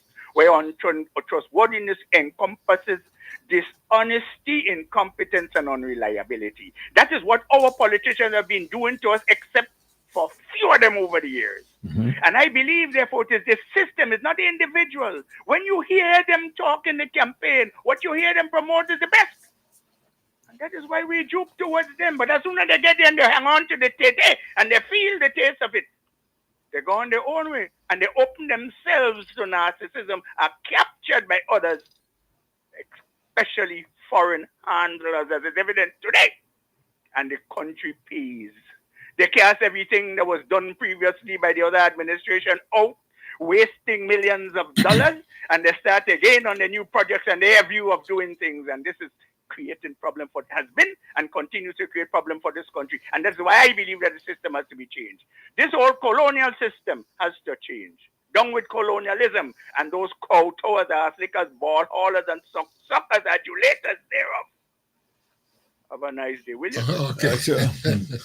We just got a little bit of a history there that was missing. I think it's correct. Yes, correct. Yeah, especially these drawings on the drawings and the ideas. And so we know where it came from. The idea was that it didn't really start. It didn't really start with the one who continues it. Right. Yeah. Yeah, it was there before. Right. Okay. Ideas and then Right FM.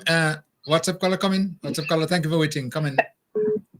That's okay, Kim. Yeah, good afternoon to you. Yes, good afternoon. Leo, good afternoon. Afternoon. Good afternoon. Just checking in and saying hi. Happy May Day to everyone because I know it's the holidays there. Yes. Just, in looking at the general atmosphere, a lot of the posts, Facebook and social media posted programs, it's astonishing that no government is perfect first and foremost.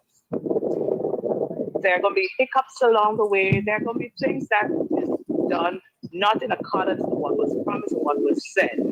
That is one of the things that would be expected.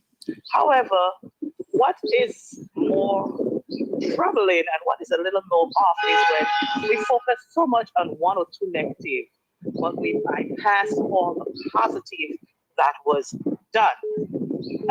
This administration is trying their best to right a lot of the wrongs that was not done over the years. And for that, we have to give them accolades for that. Another thing is we have to be a little more patient and be careful in how we go about doing and saying things. It's a world we're experiencing now where inflation is in effect. And as I said to someone before, now nobody is giving you finances just like that, the raw cash or the capital. They might give you something worth within that to accomplish anything you want to do. So what our Prime Minister is doing, and as I was saying to someone, our Prime Minister is such a smart and intelligent man. When he goes to the other countries, when he travels, he's not asking them for cash and money, but he's asking for programs, for help in the raw materials or whatever to build his country. And that's how you build anything. You can't just depend on getting cash alone, because not everybody's going to give you the cash. But if they said, okay, we want to train 10 persons to be able to do agro industry, or we want you to train 10 persons in the medical field, or to be environmentalists, or if you can give us the equipment to build up that. That's how you get things done. Persons will quicker want to do that to you. And that's the way I see him going when I follow everywhere he go and what he asks for and what is given to him. So we have to applaud him. Another thing I wanted to say to our dear brother, Kevin, who was just celebrated 10 years as being part of the NDC party. Congratulations. Continue to do the good work. And remember, you're serving God first, then man and your country. Forget what is said, who try to be negative in whatever they're saying, and continue to work. As I said to him before, do it for the people. Once you do it for the people, your way will always be straight and God will always be with you. So you have a mandate to the people. You will not get everything right each day, but you'll get something. And Kim, you guys have a good one. Enjoy the sun. Brother Leo, yes, you're not a nice and fair person, you know. You're enjoying the sun while we're in the half an hour. But it's okay. It's okay. And right. you guys enjoy the rest of your day. All right, thank you so much. As I say, your day will come. Yes, sir. That's always the case. Mm-hmm. But as we were saying earlier on, you know, that the government is performing. This government is performing. No doubt. And there is no if about it. So, you know, the opposition now, they can't deal with the performance of this government. They just can't, you know, they can't handle it. It's just too much for them. And they see it as a way, I mean, they see it now as the way to victory coming back. It's getting dimmer and dimmer and dimmer as time goes by. That's why start bigging up Kamala in Trinidad now, figure, well, women power. I mean, listen, when a man is drunk and he will do anything, you know, any little thing. Let me take another call there before we continue. Vibes FM, Lana and caller coming. Good morning. Hello, yes. What a call will tell you. And that some people saying that Uncle Gary started the airport. Uncle Gary did a lot. He covered his salt pan. He took out all the people that was on the runway, put them other places and made the runway on the airport. He started that work. I know it. I am 91 years old, and nobody will fully made it.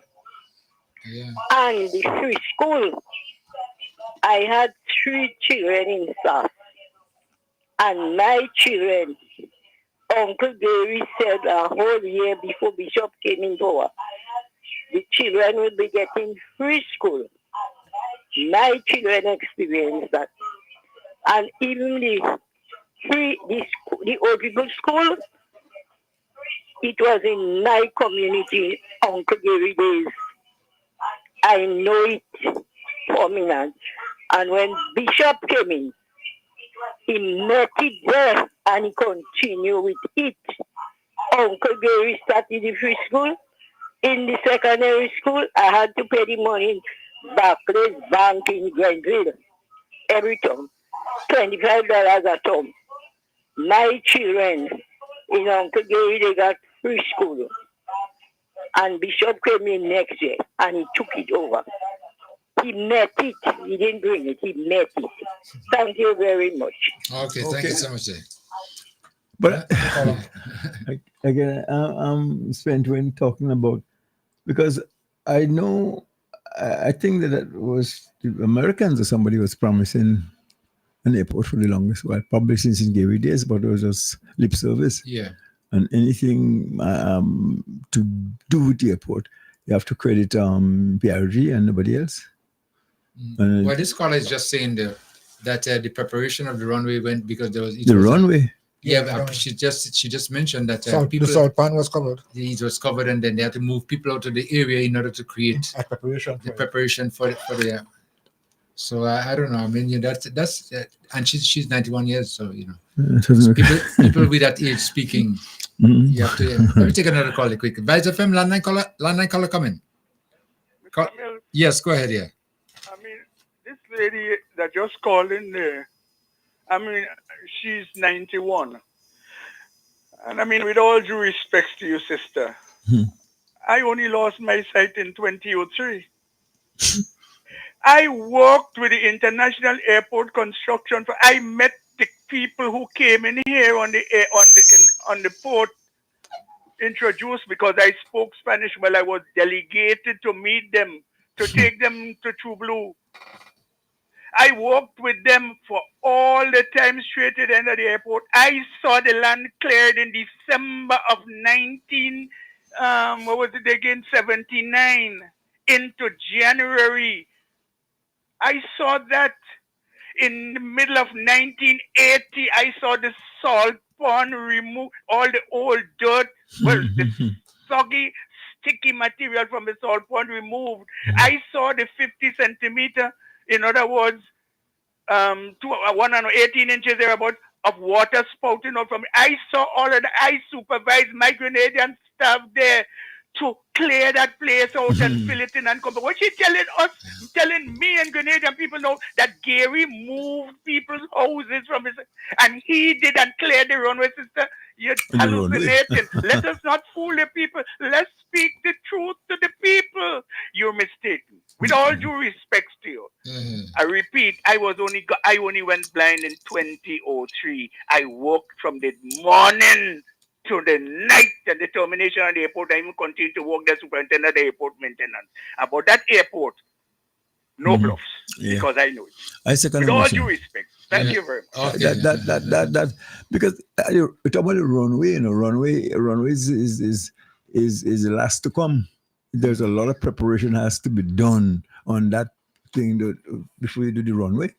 So the salt pan, I think, Vibes FM, landline call. I mean, WhatsApp caller coming. WhatsApp caller. Hello, caller, you on? Oh, okay, it's my direct call. We lost a call. Let's try to take another one. Hold on. Yeah, caller coming. Morning. Yes, yes. Hello, yeah.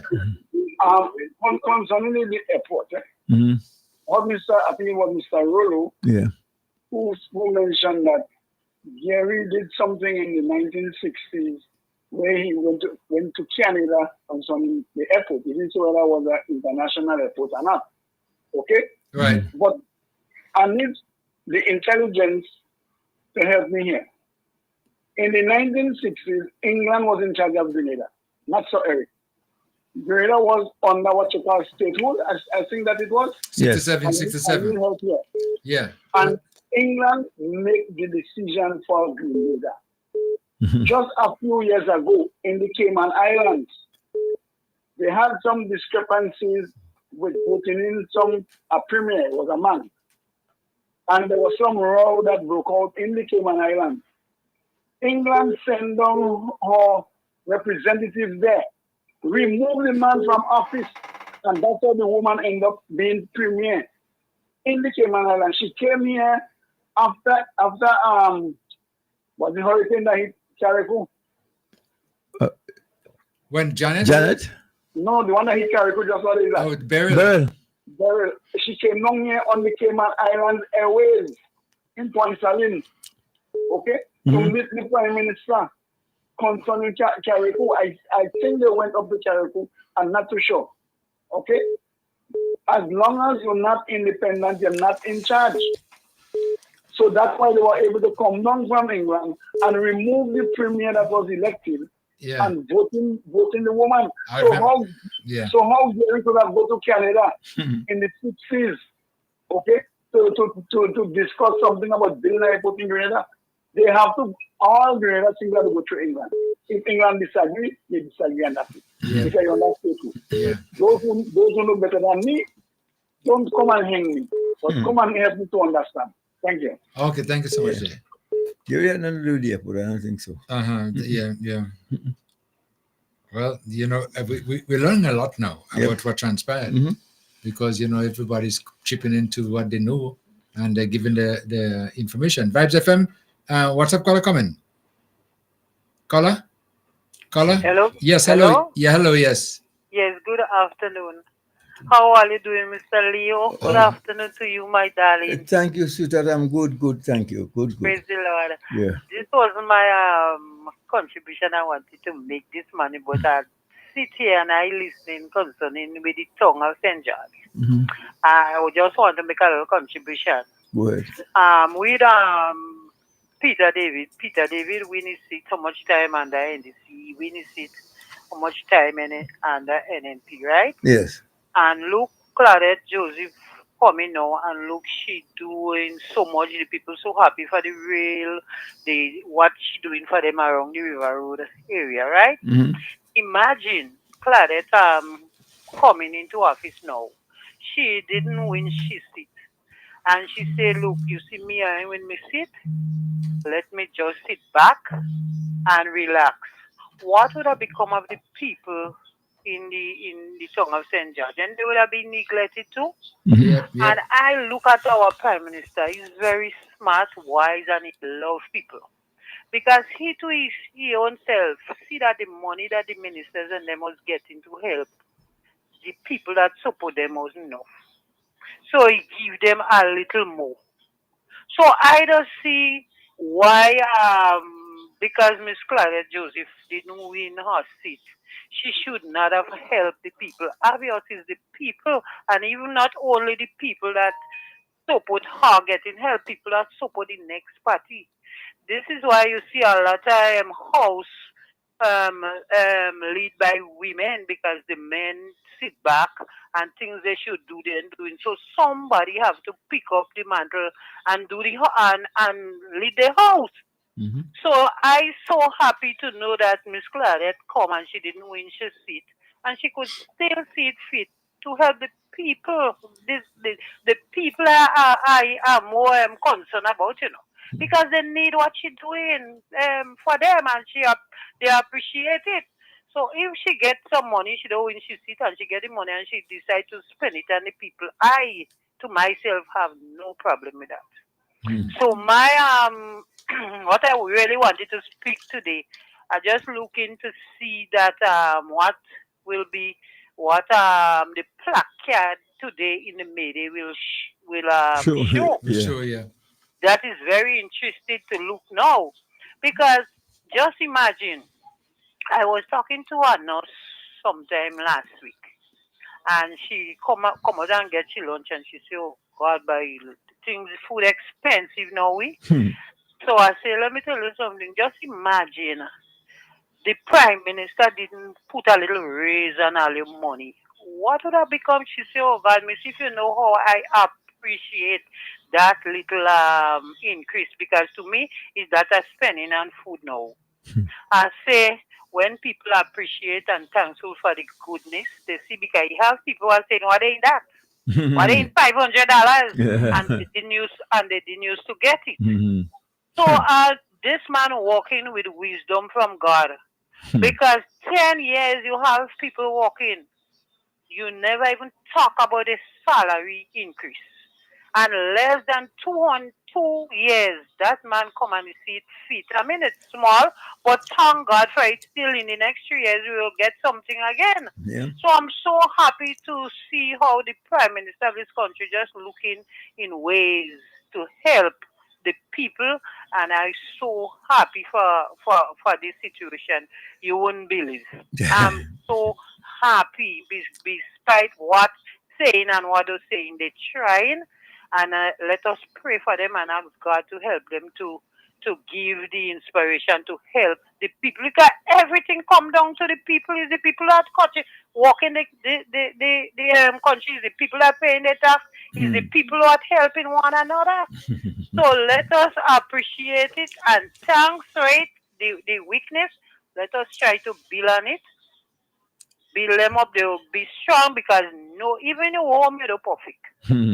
You know home you go perfect. Look at the man has family here. He leaving and he going. You think he going to help to get help for his family alone? All of us in this country, some of us, Mr. Leo, we don't know where we children sleeping. We don't know where we husband sleeping. Sometimes when he come in, look at us here, a big video with a husband. He go, he spend the night with the keeper, and when he come, he want to bully his wife. The family stand up and say no.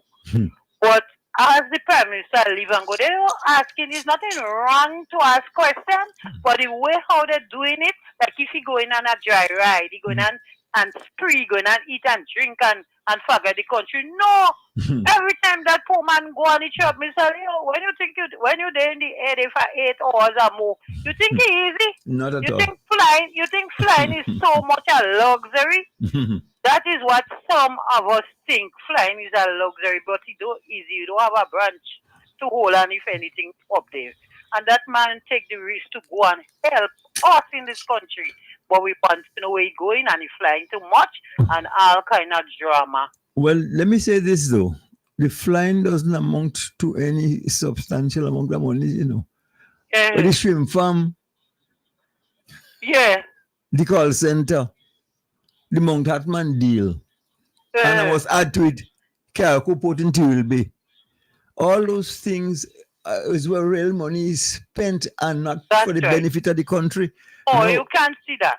How do you see that? And before I run out, lastly, you see some workers in this country, they didn't mind the business.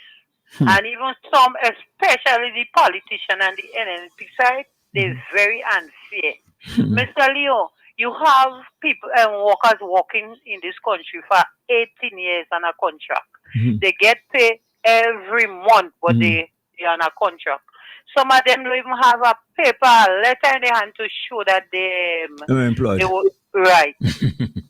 This NNP people, that's why you see I could never support Miss Emily Pierre as a leader in this country. The reason why? I remember the last election when they lost the election day. The night in Telescope, she said, let us go and thank the people down by Sobeys and Grenville and things. Let me go and thank them, And in this angry way, she replied, it's a good thing he have records there so they can't say a lie. I'll put them permanent one time. Pay them no.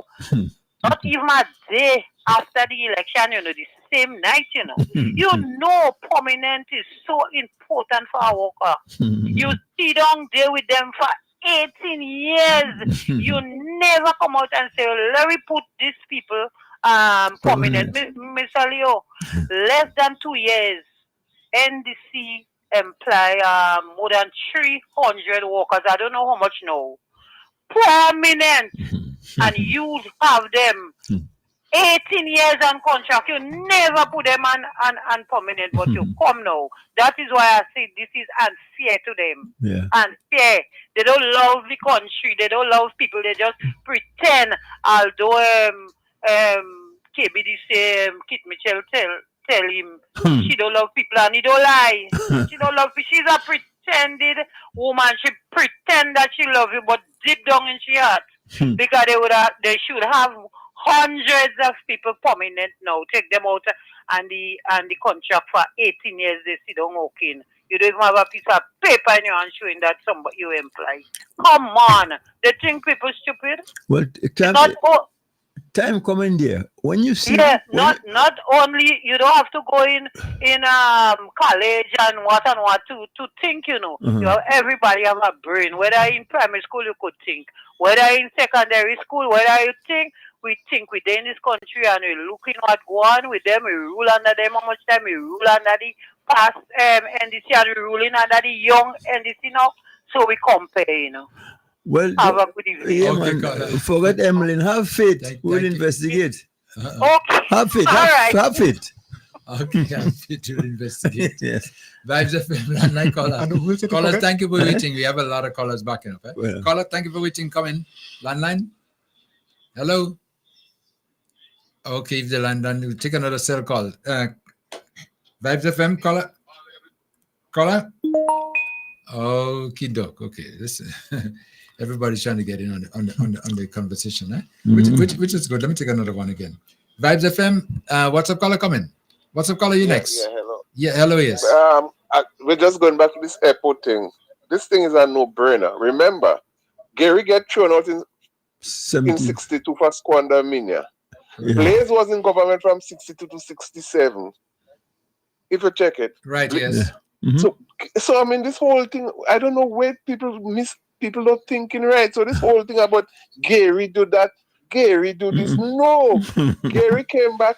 Gary won the election in 67. He had one in 72. Then he had one in 76. So that he could. You could have thoughts. Everybody had the right to have thoughts. So if you say think about it, there is not a problem. I would like to have $300 million right now in my pocket. I thought. Yeah, I thought. Yeah. I mean, next time you don't entertain this thing on this. You don't entertain this call on them, man. We don't know it's just impossible. All right, And as the man rightly said, Grenada was in statehood. England controlled the foreign affairs and the financial part of the island. Of course, yeah, we know that. Yeah, Gary. So, I mean, this. Yeah, so it don't make sense that in this useless talk on them, man. Yeah, Gary. All right, thank you. Yeah, quite good caller. Next, WhatsApp caller. Next WhatsApp caller been waiting. Caller, you come in now. Caller, come in. Afternoon, sir. How are you? Hello. Oh, we having an issue there? Hello. Hello. Yes. Mr. Kim, how are you doing? Okay. All right. Wonderful. I did send up a few coconut plants at your garden. I don't know if you collected it. I got them. Yeah, I got them. Yeah. Oh, okay. Yeah, it wasn't in the best quality, but I hope even though it's one you can. Yeah, I got them. The next. Go ahead. And while the airport was building, I remember we used to go down there at lunchtime, and the landing pad in Point Selling Airport was some 20-something inches thick. As concrete they put on the ground before they ever put asphalt and whatever it is they used to do. So remember you had the lighthouse.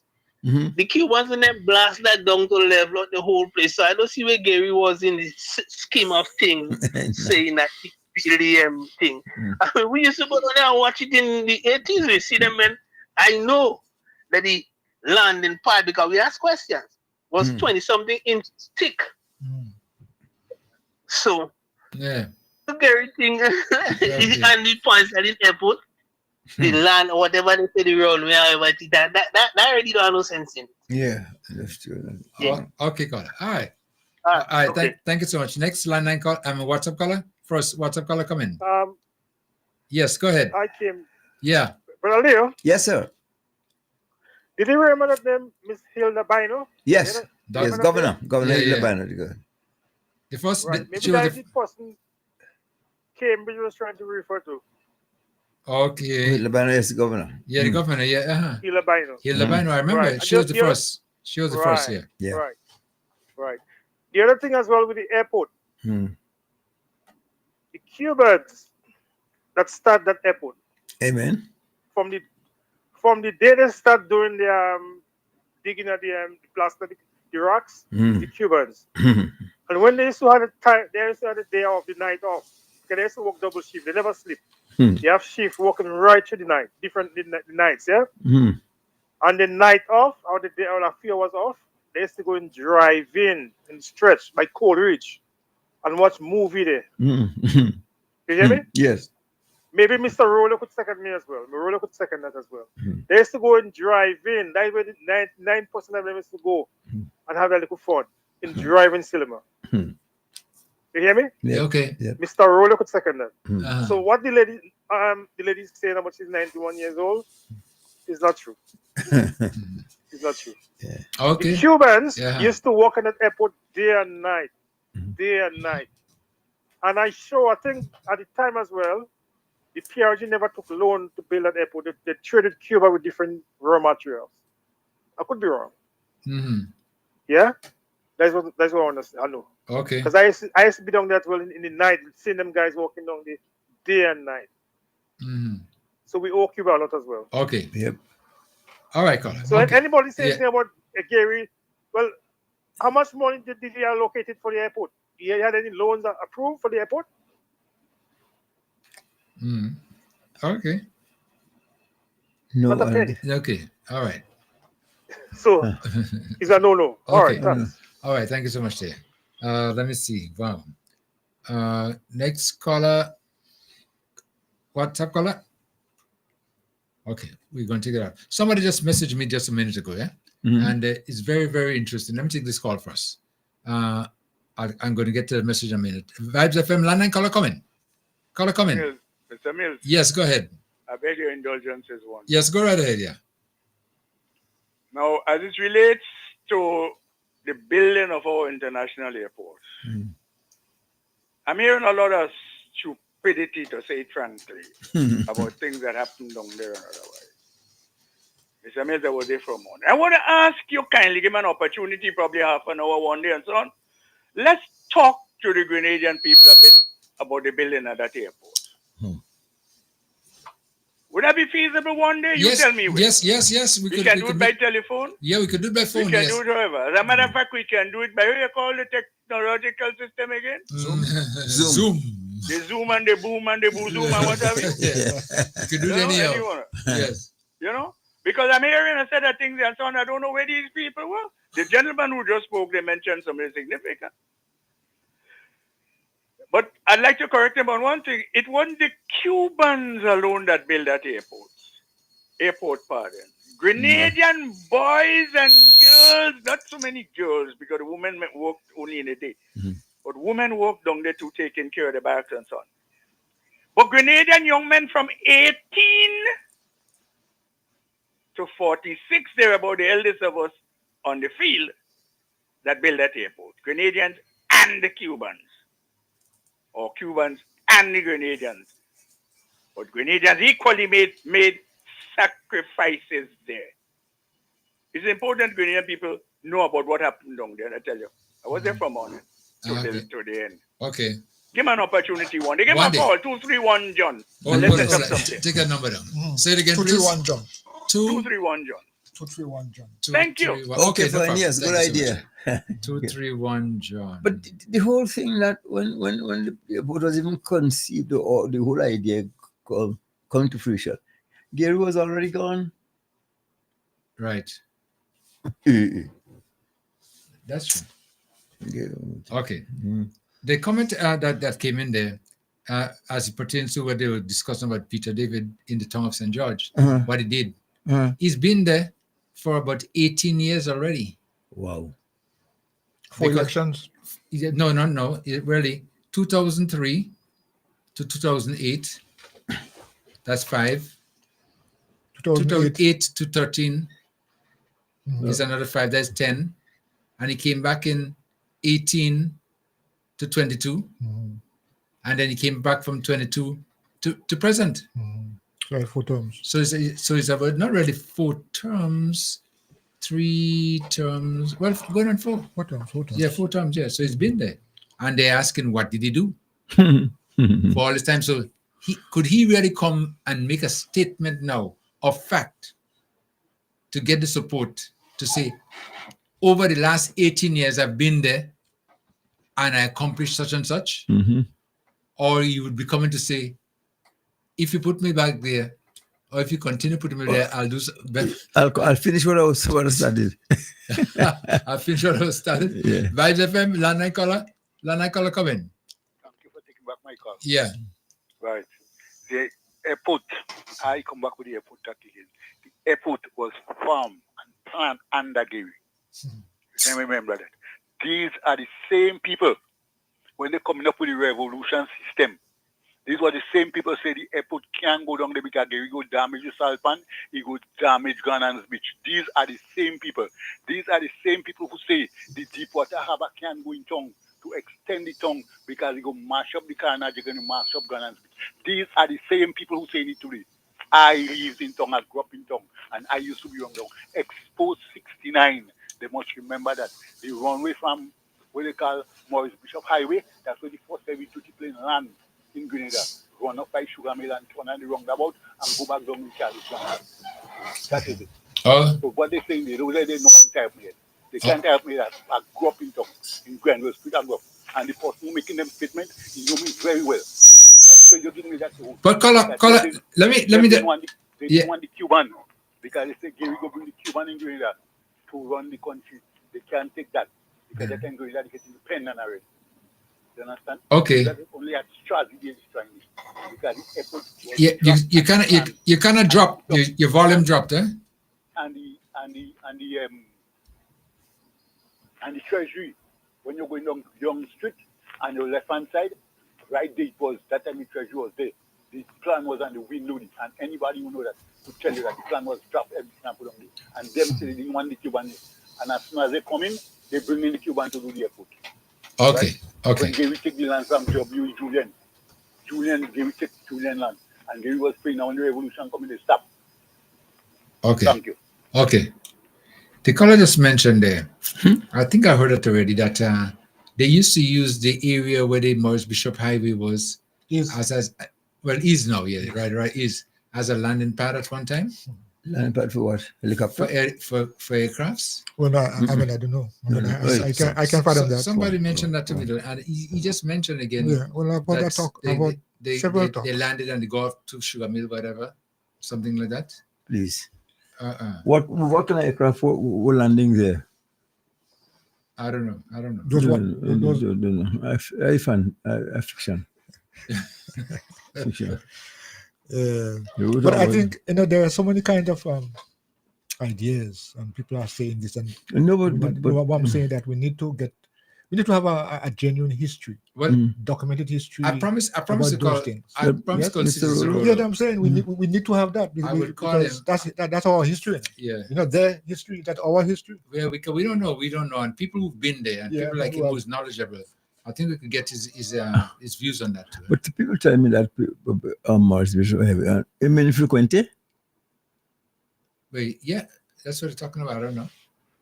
Because it appears as a stretch now.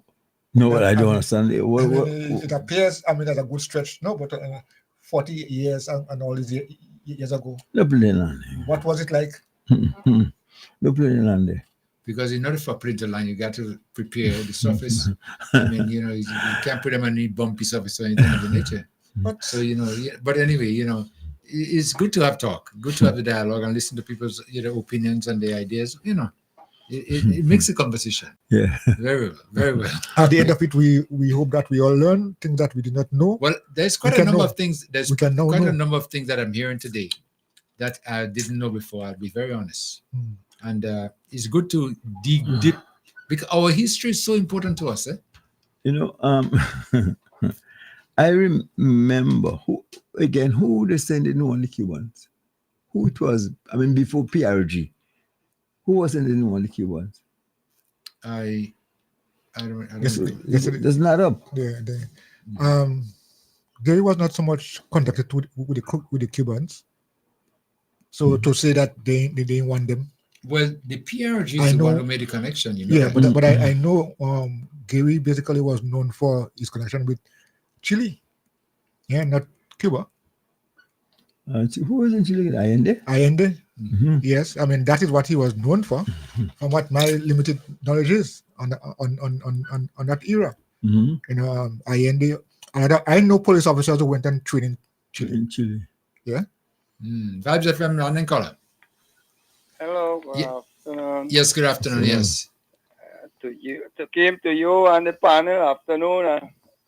Afternoon. I call it concern about the international airport.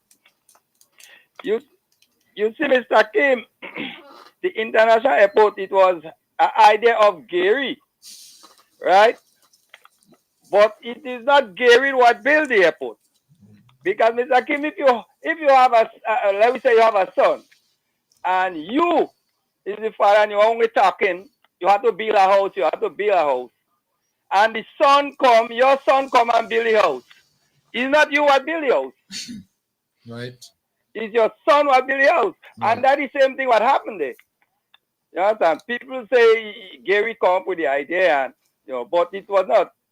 Because I went in the first rally down at the airport when they grade, they will do the first set of grading to show down like big trees and the first set of trees and things. You still had when they had that rally, the first rally, you still had roots and small trees still standing. And you had nothing at all like anything was taking place at all. Everything was fresh. That was the first set equipment we get from Cuba. I forget how much it was. Yeah. They had told us how much it was, but I forget. I can't remember how much it was, how much pieces it was. You know? Yeah. Okay. Yeah. And where I don't know about the plane landing on the Morris Bishop Highway there, but when I know that area there, it was not really a highway, because all like you see the way the piece they have in the middle to separate the lane. Yeah. It had outlets there, right? You have, when I say outlet, you have space. So if you're going up and you want to swing in to go on let me say you're going up, right? Uh-huh. So then you're going on your left. You're on your right hand side. Okay. So, and you want to swing into going somewhere on the line. You can't swing in because you have a cut in. Okay. You understand? The whole thing, the bar will go right up in the middle. Okay. Yeah. Okay. You understand? So, but I don't know about the play landing. I don't know. But when I know it, it was like that, Okay. Yeah. All okay right. then. Okay. Thank you All so right. much. So you all take care. Okay. Bye. Thank you. Okay. WhatsApp caller coming. Caller you on? Hello. Yes. Hello, good day. Yes. Good day. Yeah. I came on, Mr. Leo and Mr. Coy. How are you? Fine, thank you. Fine, thank you. Sonia. I hope you. All right. I just heard a 91-year-old woman said some things there. And it could be she's missing her memory a little bit. Because I started she talked about Gary and free high school. That's impossible. It's not true. I started SAS in 1977 in Simon Pavilion. We had to pay $30 per term. 1978, we paid $30 per term and $1 for games fee, so $31. It's either September of 79 or January of 1980. The revolution brought in free school, high school at the high school levels. So Gary had nothing to do with free high school, not possible. Because I personally had to take my father's money and go and hand it over. Right. So I know I was paying in 1977, 1978, I was paying, and possibly some of 79, because the revolution was in March. So it's either of September of 1979 or January of 1980, free school, high school started. So it has nothing to do with Gary. So it's maybe her memory is missing a little bit. Okay. So maybe by hearing all these things, she might come back to remember that free high school started in the revolution, not with Gary. Yeah. But that's what I was told there. Yeah. I remember. Yeah. Because I personally paid, and this is not the first time I said it on this radio station. I used to have to pay $31 a term. Right? And the only thing that I could remember with Gary is with Agustino Pinochet from Chile, with all the policemen going and train down there, and the Green Beasts going and train in Chile. Yeah, okay. Nothing to do with Cuba. Okay. Chile. Chile. Yeah.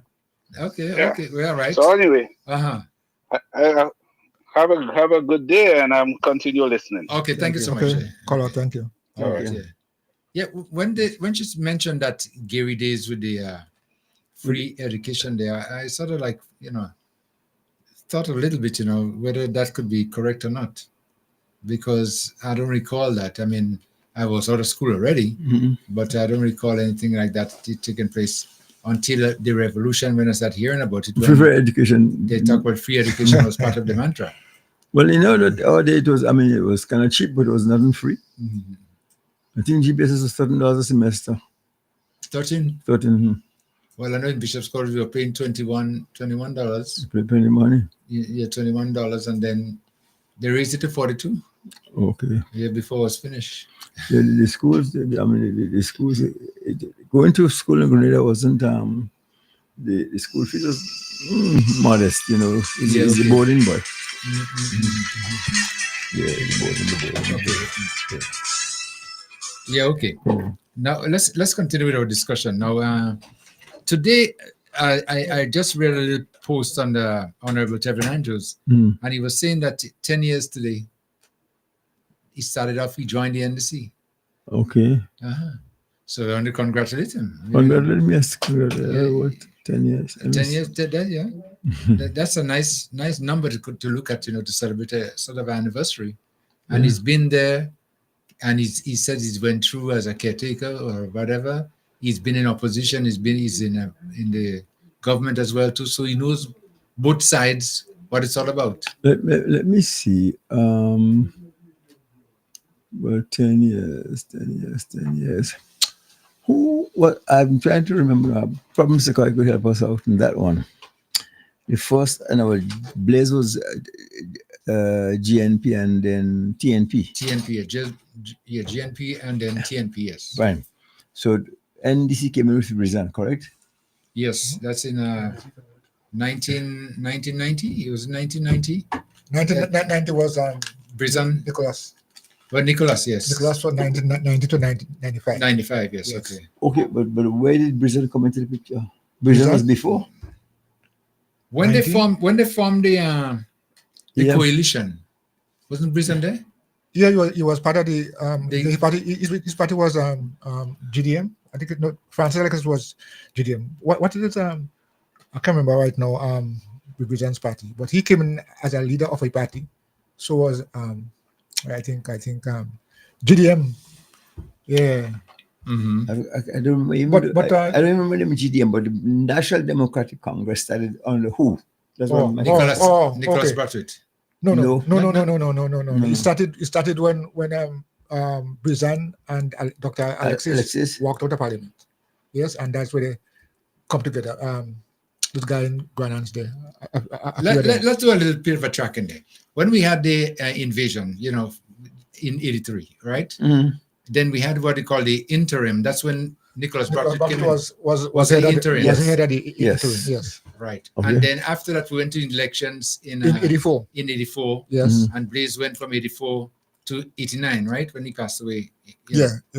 And then in 1990, Nicholas Bartlett came back, right? As the NDC? Yes. 1995. Yes, he became the leader of the NDC. Right. From leader of the interim movement. Interim, yes. Mm-hmm. Right. Okay. So I remember that in 1990, but I could remember him coming to New York when he was looking for some young mind to come to Carriacou to be part of the politics. And again, when Nimrod came into the picture, I think that was 1995. Nimrod contested the elections as an independent in 95. 95, okay, before that, you're correct. Yeah. Because I know, but it would have been...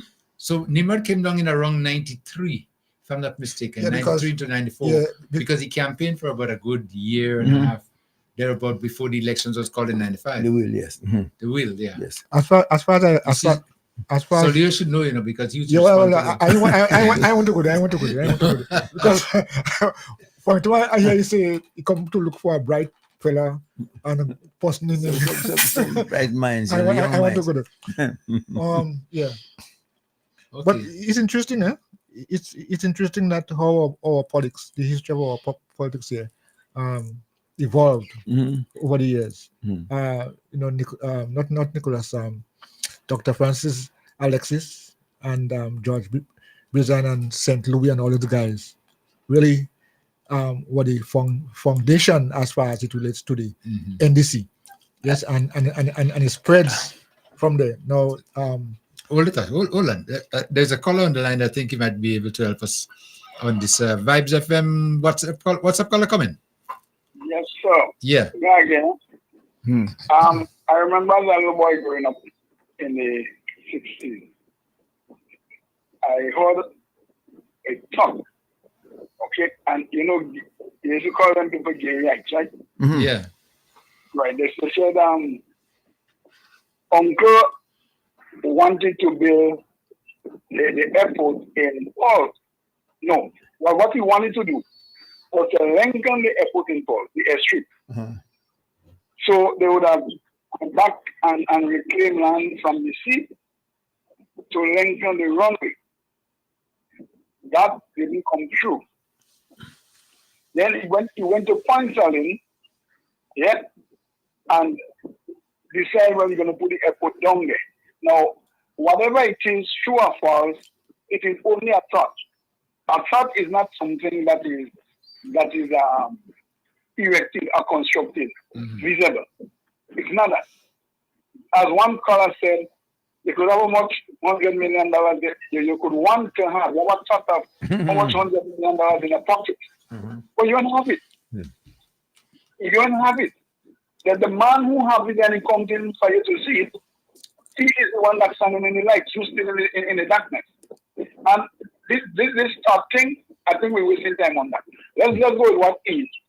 The fact is that whatever happened on the Gary Compton Airport, Gary could not have built any airport when Guerrilla was on that state road. So let's throw that out of the window first. Because that was England to do so. I would have glad if we had an international airport since then. Okay? But it couldn't be. So we're wasting time. Now I want to move on to something that I hear people talking about. Yesterday was the biggest match of human in Africa. Yeah. Because France and the United States want to kill Traore. Traore seized power and it has a history behind it.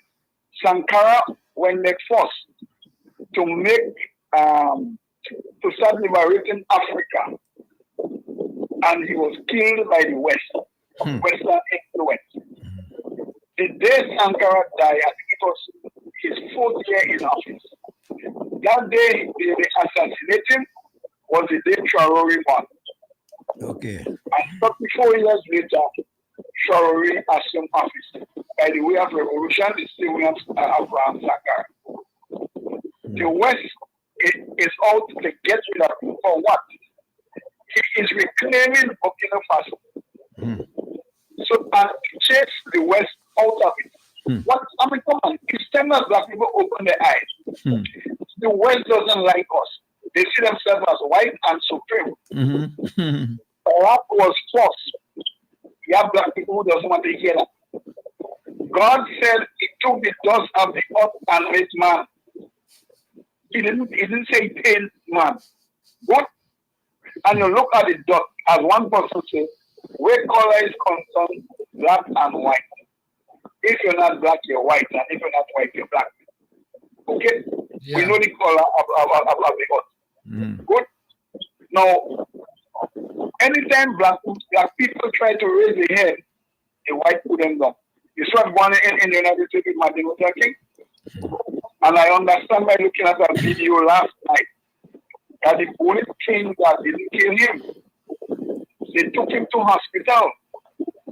But there was some white men in black jacket and tie with white shirts on. Went in there and make sure he didn't get the medical attention he needed. Okay? And they responsible for his death. So it was an organized thing, you say, by the FBI, government officials, blah, blah, blah, blah, blah, blah, blah, blah. And you can see how they treat black people in the states, even the police officers, female driving a car, the police pull you up, when somebody call the station and make a report on you, African American, but who they send white police officers? Why? And surely you will die. That's what you don't think Black Lives Matter start up in Canada go long under Biden, or with Trump in office now expected to start up again. So back in Africa now, they was drenching and continue to drench all the wealth of Africa, which is the richest continent on earth. Yet having the poorest set of people. And all the wealth going to Europe and North America to develop the country. Best healthcare, best education, Africa have the worst. So these guys and these young players, they say, hey, look, it's time to turn the tide and let Africa be Africa. King Gaddafi, what? He wanted Africa to be one. And we could go on and on and on. Now they want to kill now. They want him back in us. The last attempt, the 18th attempt to assassinate him, they said enough is enough. They will stand up and defend him. So what they did, they asked for a day of where Black people in the whole of Africa and in the African diaspora throughout the world to demonstrate in support of Shahruri. I heard nothing in the Caribbean concerning that. Although I heard one person said last night from Africa, they mentioned that the Caribbean is supposed to be part of it. I heard nothing that happened so in the Caribbean. Now they plan another match for the 25th of May, and they expect more people to turn out. Although I watch South Africa, man, and if you see people on the street, even white people join them in that. Okay, because they are white people who feel the West is playing the fool. You're making the people in the richest continent of poor, and you're taking the resources and bringing in your country to develop it. So they're joining in and help. I saw the demonstration in London. I watched it on YouTube last night. My big problem here is I look at CNN, I look at BBC, and they did not bring any information whatsoever on the match. And I'm asking the question, why? Did they tell them don't bring it? But if this press is free, I shouldn't be going to Al Jazeera and them to look for that. I go BBC first, nothing. I go CNN, nothing. So I go back to social media and I get it on Facebook. Right. So that shows that these white folks, they see themselves as supreme over us. They don't care about us, but they're using us to get a job done as from slavery comes down. I hope the 25th of May, we will hear our government in CARICOM asking us to come out in support and match to check what's his name, Traore? Traore, yes, Ibrahim to Traore. strengthen the African cause. Because what is going on in Africa? The West paying those leaders monies to stay in office. And the generals and them, that they will not have revolution. Because they don't want nobody coming their way to prevent them from harvesting the riches of Africa. Okay? Yeah. And I think the time has come when all the blacks in the world, I see people, big crowd march towards the U.S. embassy in Italy. Black people. We in the Caribbean. What are we doing? Didn't we hold the information before? We heard it before. We did not support. I hope on the 25th. We do that, and it's time that they remove all the public governments in Africa and set up people, government who will fight for Africa. Thank you very much. That's right. Okay, thank you so much. Next, landline caller. Landline caller, you there? Hello. All right. Okay, let's continue. Okay. Yes. I'd like You to said just something again. trip back to the origins of NDC for a short while. I know that there was a little bickering between George Brizan and Francis Alexis. Would have been sometime after, probably after 93 or whatever time, because when Elvin Nimrod left for Carriacou, he did a stint in Trinidad to pass the ball in Trinidad. Right. And when he got here to Grenada, there was a little ruckus going on in the NDC party. I think it was between Brizan and Alexis. Well, what leadership issue? Huh? The leadership issue, because what was going on is that Bartlett, when he went in there, Yeah. he says, listen, one term. Mhm. One term. Yeah. He didn't want to be any part of it. Yeah. One term. So they know it. So they know it was coming to an end. Right. And then who was going to take over the NDC then was the issue. Yes. Okay, because I know. So at the meeting in New York, when Bartlett? No, Bartlett, when Nimrod took up Yeah. the offer to come down, and he came down. But when he got here after his stint in Trinidad, Mr. Bartlett wasn't able to pass the baton immediately. And the reason why was that there was a little unrest in the NDC. So let me just quell it. And keep everything. Yes, and Yeah. Tim, before I get you into the mix, I don't want you to come into confusion. Right, and he couldn't wait. He couldn't wait. Yeah. So, I said, Mr. Braffett, I'm taking to make a company and whatever. But, Bring him down. Bring him down here for nothing. That's a fact. Yeah. So,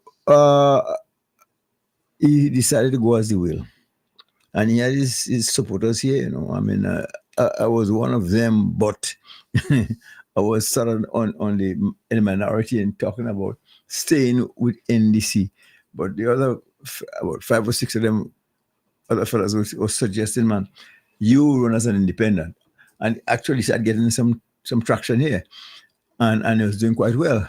I remember. So I could remember after the NDC had a convention in Grenada. Bernard Bullen, little Bernard Bullen, who was representing Carrick. We went down to the convention. And they sort of quelled things, and they advised Bernard to talk to Elvin Nimrod and tell him, well, boy, everything is okay now. So forget this independent idea and come over to the NDC. Bernard tell me, boy, me and him used to be good, but since he come with this wheel business, we ain't so tight. So he delegated me to go again. Yes, me again to go and talk to Mr. Nimrod. I went to his house. I said to him, boy, well, you're literally running unopposed, because I think at the time was Michael Caesar running for somebody. I said, Michael Caesar was running for TNP. Yes, and he was so popular. Not TNP, can be TNP. You get it. TNP was Blaze. Yeah. No, but TNP came in after Blaze died, Yeah, but because Ben Jones. Yeah. Yeah, so but at the time, I don't think. What was it then? Who was it? Michael Caesar, I think, was trying to represent Gary at the time, He and Gary didn't fall out yet. GLP? Yes. So Yeah. You could be right. Yeah, I could be right. But then who you could you remember who was TNP in Carrick? The Blaze was it. That was it. Blaze. Okay. After Blaze died, there was no more representation of TNP. Correct. That was it. Correct. So Bernard asked me to go and talk to him, and I went to his house and said, you'll be literally unopposed, so it's a good opportunity for you. Tell me, all right, well, see what he could do, but you have to consult with the guys in New York. Donald Masterson's and the Blaze and the Jones and so on. Losers. And he never came back to me. So after about 2 or 3 weeks, I said, Bernard, no, nothing coming from Nimbo. So let the NDC men have to do what they want to do. That's when they elected Joan Purcell. Joan Purcell. To be the candidate, yes. Yeah. Candidate, But Joan, even though she's Carrickwan and born and raised and taught here in Carrickwan, do all those good things, younger Carrickwans didn't know her as a Carrickwan, Right. So Mr. Brassy said he'd come to Carriacou to introduce her. Okay. Yeah. I lived it. Yeah. I remember. So I don't know who upset Mr. Brassy. Again in the NEC, something happened then. He said, you know what it is? I want no part of it. I'm not coming to Carriacou. Yeah. I'm out. So Joan was sort of left well in the wind. At one time she was doubtful, but she decided eventually she was going to pick up the mantle. Yes. So. Yeah. So let me ask you though, if you remember now, where did Utah Noel come in? After that, as a senator. Yes. After that, I can't because if I recall, he was supposed to come down as well. I'll call you back. To run as a as an independent. I don't Wasn't know. he? No, you tell? He was, yeah. No, I don't think he was ever become a. But he was supposed. He came down to run because he started to campaign. Okay. I remember he started to campaign, but I don't recall under what party or whatever. No, but he was when I was here. He didn't come down. He was when I was here. No. He was at the time he was in the Bahamas. Oh, it could be, or not in New York, but it could have been. He was in the Bahamas. Could have been. Yeah, but and I remember when Joan came in and she started picking up momentum. Yeah. But she was making more sense as a candidate than Nimrod, even though he had an earlier start. Yeah. So Dr. Stanislaus and I, one time I came down here and I was going back to New York. When I went back to New York, Dr. Stanislaus said, how you see things coming in Carriacou? I said, well, I believe that Joan is picking up momentum and she'll win. He said, Dr. Stanislaus said, man, I thought better of you, man. You don't know what's happening in Carriacou. So we bet a penny. Dr. Stanislaus and I say, I'm not a betting man, but I'm betting you a penny. I'm betting you a penny. And we did take that bet. So I remember when Joan won, I was in church one Sunday. Dr. Stanislaus come and joke me, look your penny. Yes. But so that's the whole thing about it. Yeah, but it was a close election now. But you know what happened then? Well, you see, that's where Keith Mitchell observed, because at that point in time, when that election came, remember, Tobias ran as NNP. And it Puffer didn't get back a deposit. So, but Nimrod did quite well. I mean, the election was close. It was close. It was close. So that's where Keith realized, well, that is my future candidate for Carriacou. Right. So he sidelined Tobias and pick up Elvin Nimrod. Well, I remember the night of the election when Joan Purcell won the election and Nimrod lost. It was close. It was about 23 votes or something like that. Whatever. Very, very close. And the parties on the Nimrod side saying, don't watch that. Because Nimrod was going to be her boss. Yes. The same night. So which means that there was some talk going on between them before the election was called, that if I were to perform that good because of what he was getting, then he was going to maybe join in whatever. Or, as they were thinking at one time, if he were to win Carriacou, the possibility of a 7-7 split on mainland Grenada would still give him the opportunity to decide who he wants to go. Exactly so. Yes. And you would not have liked a better thing than that to be, because you asked for Prime Minister to come over. Yes. But you see, Kit observed that Nimrod did quite well. So right away, he adopted the pickup. He hired Nimrod, Right. And at that point in time, Nimrod was really like a fish out of water. He left, even though there wasn't too much happening for him in New York, but they're still working there. So he's out of New York and he come to Carriacou and he lost the election. So he just So he just grabbed. So he grabbed the opportunity. Right. So at that point in time, he seemed to think that there was Keith was the best thing since sliced bread. Yeah. And he revere Keith so much. Well, Keith would have this one in the bag. And that is why you see he was able to use Nimrod, because Nimrod was literally a stooge to Keith to divide Carriacou and do what he used Nimrod as an instrument to do what they want to accomplish in Carriacou. At what stage, I don't know if anyone could remember, at what stage Uton came in? Uton came in when Nimrod was already organized as a candidate to run independent. Uton came in with the idea now that he was going to be running as well too. But Nimrod already was in full gear. Yeah, solidified position, yes. So Uton decided to just back down and let it run. But then he must have spoken to Nimrod too. The reason he's backing down, if you get in there, I'm just suggesting that I go look for you. I go look for you. Yeah. So right after he got in there, he did look for him, and he was made senator. Yes. You see, that is a little history there, you know. Yeah. That part I remember because I was involved. You You were know. involved? I was You were the assistant senator? Well, yeah, came sit down the quiet boy. Do everything. I know. Deputy And assistant. you see, I'm taking my blame for what I do wrong, but you ain't saying nothing. Listen, I was just an onlooker. Onlooker? Yeah, onlooker. You're looking on. Yeah, just looking on, you know. But that was what and then the NDC now established itself now with Bradford in 90, and then 95 when they lost, they had to go back to the drawing board. Yeah.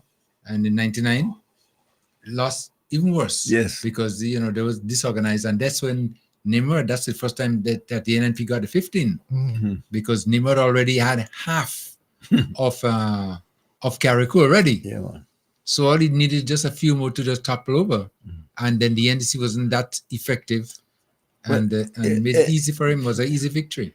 And this is never a flow plan, but Nimrod and Keith being the smart man that he is. The strategist? You call him a strategist? Yeah, well, he designed a plan for Carriacou that kept NDC in the dark for a lot of years to come, you know. Yes, because he kept on winning. Winning Carriacou. He win in 99, one in 03, 08, 13, pass it on in 18 to Maturin, win again, until Tevin came in 22. But you see, and this guy, that is why for the life of me, I do not understand how any Carriacouan could jump in and singing "We on the move and the world could stop us now." In all this time, every time you give this man a mandate, he left us in the dark, you know. Carriacou was in the dark ages. Nothing for Carriacou. Every time you jumping up, you man, he come, he give you nothing. Come election time, go by bowling, get free gas, motorcade. So that means NNP strong. Yes. And that's about it. That's it. Huh? Let me take a call, guys. And nothing will stop us now. Vibes FM. WhatsApp caller coming. Yes, sir. Yeah. You know, that topic you're talking on there. When Joan lost her seat, it's because what she said about the Carriacou people. The barrel. That is following election. Because Joan should have won that election. But when she brought up the issue about the barrel, you're affecting the very voters. Yeah. We ain't cater for that. Because we had a problem with that comment she made. Because we could have only seen defeat there. Yeah. They can't touch the people's livelihood. But no, caller, that was the most truthful statement made by a politician. Is that really can't deal with truth, you know. Joan was saying by so giving everybody what they want, we're creating a welfare nation, and indeed we created a welfare nation. People that want to work, every time they want something to get in the telephone, I know give them money, they call America. And now with WhatsApp, even worse. Send a barrel. And then Diablo came in now with the voters farm and with his dependency syndrome in the money and all this kind of thing like that. So they just continue on that line. Yeah, and she was right when she made the statement, because she was looking at independence, looking at people building themselves. That's what it was. Do for yourself, instead of always looking for handouts. Right. So that's what we created. So that's what kayaks went from hard-working, independent people to being people depending on handouts, and that's what is happening today. Which of the government that was hard on Carriacou for contraband goods? I don't know. No. NNP. No. NNP. You ain't telling me I've been there. Well, you talking about participants. No, it wasn't NNP. When they came in there, they started to clamp down on the contraband. And that went on for quite a number of years until it basically just disappeared. It took a while. Yeah. But it was the NNP. Yeah. Yeah, man. And they didn't no hold on. They didn't even start until it was around when they got the mandate, is when we got in 99 around there. They felt powerful. Yeah. And they could basically do anything they wanted to do at that time. And that's when they, Carla, let me and tell you something about contraband in Carriacou back then. We were so together in the sense of helping each other. The fellas who were going to St. Bartholomew way up there to buy the duty-free liquor and come to Carriacou with it. You know what they used to do? They used to go from house to house to house to house. So everybody spend their little money what they have and give to the gentleman to purchase for them. And so how those guys made their money for the freight. But everybody was able, who want to turn the hand could turn the hand. They get a little money, they buy, and everybody could sell. Literally all of Carriacou was in contraband. If you're in contraband, you everybody. But hear this. Mainland people used to go up in Carriacou and get the contraband goods through. What do you mean? You see, after hold on. Let me tell you. So Leo just tell you how it started. Yeah. But then it changed over the years now, where individuals in Carriacou now decided to invest in the contraband and now become a seller or a retailer rather than the house to house. Before, when contraband started, you would give the captain of the boat, say $100, buy two that for me, whatever, a pack of cigarette or something, and then when he come back, he charge you $10 for it or $5 for it. That's where he made his money. But then after a while now, they people in Carriacou, businessmen, saw an opportunity to go into a business now, whereby they could basically buy as much as they can and come and sell it to you. And then that was established. That is why Grenada now used to come to Carriacou, and we had a lot of businessmen who was involved in that. Oh, yes. And they were selling to Grenada. That's when Eastward and those boats used to come up on a Sunday. Eastward, yeah. Right. Yeah. I traveled on Eastward twice. Okay. Carla, let me give you, I like you, so I'll give you a little more information. Have you ever heard something called Joboko? Nah. Well, let me tell you what Jaboko is. You see, the cask we used to get the jack iron in, that the spirit was so strong, it used to be in the pores of the cask, the wood. So when you empty the cask, throw the jack iron, just some water, you boil a kettle of water, and you throw in that cask and you leave it there for a couple of days. That's rum again, you know. So that wasn't the real McCoy, but that was called Joboko. So when you could handle a Joboko, you're good. You had good. But another people benefit from that. Oh yeah. Was urban industry? Yeah. But I guess the NNP, they were a businessman government. Yeah. And you see, the thing is, if goods and services is hard for you here, and they're going to get it on the black market. Same thing, even better. But you're going to go there. So this hard and fast thing with taxis and whatnot. I mean, come on, people are survive too. we all benefit from that. I hate to have those drinks was Heineken. Yeah. It was the best Heineken we ever did. Yes. Everything. Yes. Yeah, black wine again. Come on, we had it. What we lost it. Yeah. And what made it more too is that beside the drinks now, they decided to go into electronics. Yes, what and that was even bigger now. Fax machine, television, and whole 9 years beat by video recorder, video player, stereos. Listen, the works, you know. Yeah, that time they went from St. Bart's to St. Martin. Right. And St. Martin have all that duty-free stuff on the Dutch side. And those guys, man, what? And you know, a lot of guys from Carriacou who were captaining the boats in that region, you know, going from St. Martin, St. Bart's, and even what do you call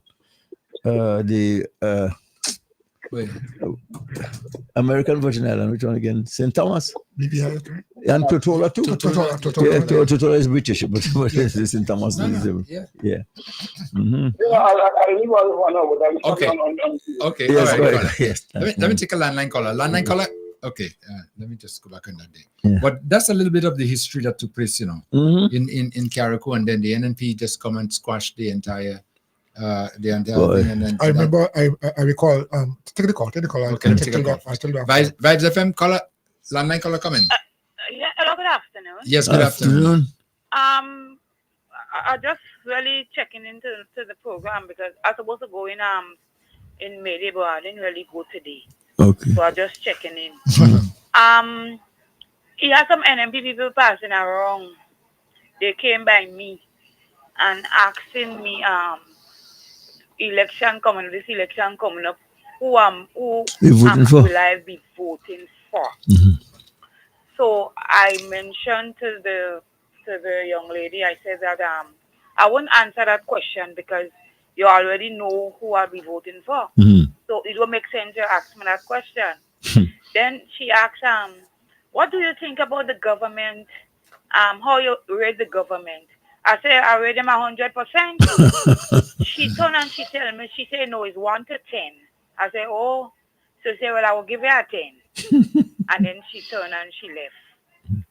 But then another thing is again that with the union, I noticed they put the jerseys in green, like the Public Workers Union. The jersey are in green and they have a little yellow in it. So I find that was it. So I wonder if the young lady, I know if she's playing politics or so, because I find that because white we usually used to have a little green and thing, but now all green and just a little yellow. So I wonder if it's politics she playing. So jump high, jump low. This election coming up, they're losing as usual, so it don't make no sense. They'll be losing, so it don't make no sense, you know. They're losing. I didn't want to get a whole 15, you know, because we need a little opposition. If it's one seat, they get them, no problem. But they lost already, so it don't make sense. Have a nice day, everyone. Okay, thank you so much. Thank you. Speaking about 15 day again, on people saying they would like NDC to get 15, you know, whatever, one opposition, maybe 14-1, whatever, and cases like that. But the way I see it, you know, is that you don't give a challenger any room to win, you know. You hear me? You don't. Don't be complacent. No. Take nothing for granted. No. I mean, when you go in, when you have a man down, push him down. Keep him down. Yeah. Keep him down. And we take nothing for granted because the minute you see you become complacent, and I've always maintained, I mean, NDC is enjoying a certain amount of popularity in Carriacou now, but NNP have always been better organized in Carriacou than NDC as I know it. In the past, yeah. In the past. In the past, yeah. But you have a lot of them, a lot of sleeping in NPites here, who, to me, you have to say they're sleeping because they're blind. Because, what else do you want me to say? Yeah, because you should be able to see the difference between the administrations here in Carriacou. What was done? I guess they would have lived it for so long that anything else now they can't see. Yeah, and some people, I tell you what, the fact that NNP was punched in the nose, it offended a lot of the diehard NNPites, you know, and they're looking for revenge, you know. Even though some of them, they might even get benefits from this current administration to a great extent, but they're still hoping that NNP will come back, you know. Yeah, well. Vibes FM. Landline caller. Yes, good afternoon. Thank you for taking my call. I just want a little clarification, yes? Yes. When we speak about NNP and Carriacou, shouldn't we explain, because there were two different NNPs under Mr. Blaze. No. Oh, TNP under Blaze. No, ladies right, you know. Yeah. No, she's right. NNP that Keith Mitchell took away from Mr. Blaze. Oh, yeah. So what I remember in the early days on a Sundays with Grenadians jumping boat and running up in Carriacou to shop and buy how many jeans and this one sell on the sidewalk, that was during Mr. Blaze. Yes. Right. No. Yes. What color that? No. That one is deceased. That one, because when Keith Mitchell took that NNP from Mr. Blaze. And he hijacked it. He hijacked and then Mr. Blaze formed the TNP, so he lived with a party and Yes. But I'm just saying, when I'm listening to you all, I only hear you saying it was under NNP. It was under NNP, but some of these things I find it was under NNP with Mr. Blaze. You know? Yes. So I just thought that should be cleared up. You're right. Yes, you're right. Not Mr. Blaze and NP. Because I remember a little talk in Grenada saying Mr. Blaze only paying attention to Carriacou, yes, he wanted. Yes. They were saying he wanted to bring government house in Carriacou. And right, and on Sundays, man, it was busy business. Everybody telling you, I'm going up in Carriacou. Yes. I'm going up in Carriacou to shop, to come back, and that was during Mr. Blaze. Right. And then the next NNP came now under a different leader, and things changed until a certain man in Carriacou made a calypso and all. Yes, I know. Yes. I know all right, thanks. Good, thank you. And I was about to say a while ago that I recall living in Grenada at the time that there are a lot of the businessmen, top businessmen in Grenada, really were upset, and in fact they went on a campaign to stop this contraband thing because they said it was a disadvantage to them. Yes. People in businesses in Carriacou weren't paying tax, they do share, and so on, and there was some tug of wars there, right? So that's why it eventually wound up to be it ended, But that contraband thing really upsetting. They were so active, searching the boots when they come from Carriacou Starlight and people. So I remember the guy Michael Sylvester. Remember him? The lawyer. Yes. Michael Sylvester. He said he fight with them, but to no end, boy. Yes. But that's so transpired then, So the caller is right, that NNP was Blaze. Yes. And then when Diablo stole it. Yes. You see, and because he know that's why he give Peter no chance to come in, No fair election.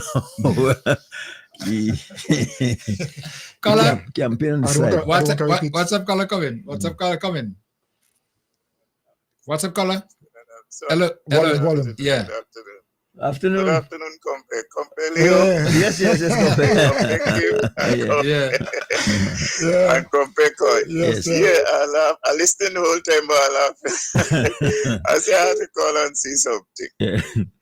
You know when you dream something, you dream about something and you wake up and you realize you didn't have it.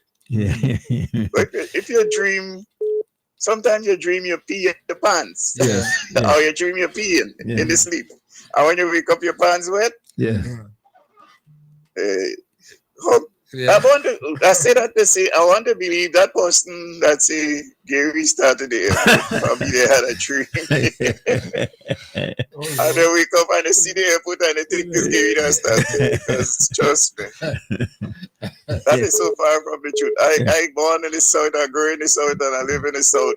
I used to be all in the lighthouse, all of the salt pond and all of them places. There is a well. Not too far from there. I think the well is still there. They preserved the well. Anyway, let me keep that. Let me make it short because I know it's almost time to close. Yeah. But I just had us to see that part because somebody dream and they wake up and they think they see the airport and they think they dream Gary Bill started it. That's what happened. The other thing, I will be seeing you guys hopefully on the 21st, and that cruise, I think I can. You coming up on the cruise? Yes, man. I'm coming to the as much boat as we could get coming up. Yeah, boy. We are big. Coming up and get Carriacou a jump start, a boost. Okay, all right, that'll be nice. Yeah, we coming. That'd be very The good thing is that we didn't have to find a place to stay because we come back down at the MC 11 o'clock the night, so that's good. Wow, sold out. That's a sold out. Yeah, so we coming. I'm coming up. All right. Well. And Mr. Cambridge, if you're listening still, you have to join me on that trip, so make plans. That's why I say let me call early. I ain't have a number for him, but I'm seeing it on this medium, and I know he always listen. Yes. I hope he listening and he hear we going up on the 22nd, on the 21st, sorry. Yeah, okay. Yeah, tell him come Because it's a celebration. Because it's a celebration of 3 years in the parties in office. Right. And also we're going to give Kevin some support. He's a real leader in Karakudi, boots on the ground. Okay. That young man really came in the right time. Okay. And Uncle Leo. Yes, sir. Seeing as so much of us, it will be up there. We go put a foot on your head and bring it back to you. No, I take a sabbatical. I take a vacation from the port because I barely, there are things that take priority. Understand that? No. I just say, Yeah, okay, all right. I just say, you have to carry it. Seeing as so much of us go be up there, we will help all your put it on your head and bring it back in Hillsborough. All right. Have a good afternoon. Okay, thank you so much. All right, take care. Bye. Okay, I'm just seeing some breaking news here, guys. Some breaking news here now, and it says Grenada New Movement GNM. The color is orange. The sign is the fist, and it says for strength and unity in moving forward. Yeah. All right, we talk about third party. Yes, right. GNM. Grenada New Movement. But they like movement, Yes, there are a lot of them. Yes. We had the New Jewel movement, the Grenada New Movement, the Grenada Movement, the New Grenada New Movement. Yeah. Movement is what they call it. The common denominator. I thought I heard you singing a while ago that we on the move. Yes, so movement. Yes. GNM. Yes. The color is orange. The sign is the fist. So when you see the fist is solidarity, man. Yeah, man. Power to the people. Power to the people, man. For strength and unity moving forward. Yeah. Well, I mean, we have 2 years approximately. Well, that's what is constitutionally due. So they have at least 2 years to grow and build and so on. And it is interesting to follow. But of course, I mean, the name is just a name, but we have to first understand the intention to develop this place. Well, you see, the thing about it is that what you might find happening is that the movement part of it is going to strike some bells, It's going to ring some bells because if you remember the New Jewel movement, the birth of the PRG came from there. Yes. So, and then maybe some of the people in this new movement could have been part of that as well too. Yes. So history could be made again. Yeah. Repeat itself. Yes. You never know. Movement to the people. Oh boy. The only thing well, they had to worry about because people get smart enough to understand you don't have to be scared of communists anymore. Hogwash. Because something years ago when you heard about communists, you're on edge. Yeah, definitely, yeah. But the United States don't tell you that China is the biggest communist country. Biggest communist country, but you're doing all your business with China, but you want pull Cuba. Tell Trump that. Huh? Tell Trump, don't be afraid of communists. Well, Trump, not Trump know what he's doing. Trump have, what he speaks to that Trump so much, about the amount of lunatic you have in America. So, yes. And it's so sad because America is a great country, a great country. You I can't say it more often than that. What? But for a country that's so industrialized and so advanced, you have too much lunatic living there. What? Next thing you go over there and they put you on a plane and send you back. No, before they send him back, you have to pass somewhere else first. No plane leaving there and come down straight here. You pass in El Salvador or something. And spend 2 weeks and see how things are. Boy, we'll tell you something. I tell you, I'm a Roman Catholic, it's 5 sacraments. I get 4 and I'm waiting for the last one, which is extreme unction. So you could do what they wanted me now. That's the business. Vibes FM, final call on the program. WhatsApp caller, come in. Yeah, Kim. Yeah. I hate the correction made by a caller because I had lie down here and I listening.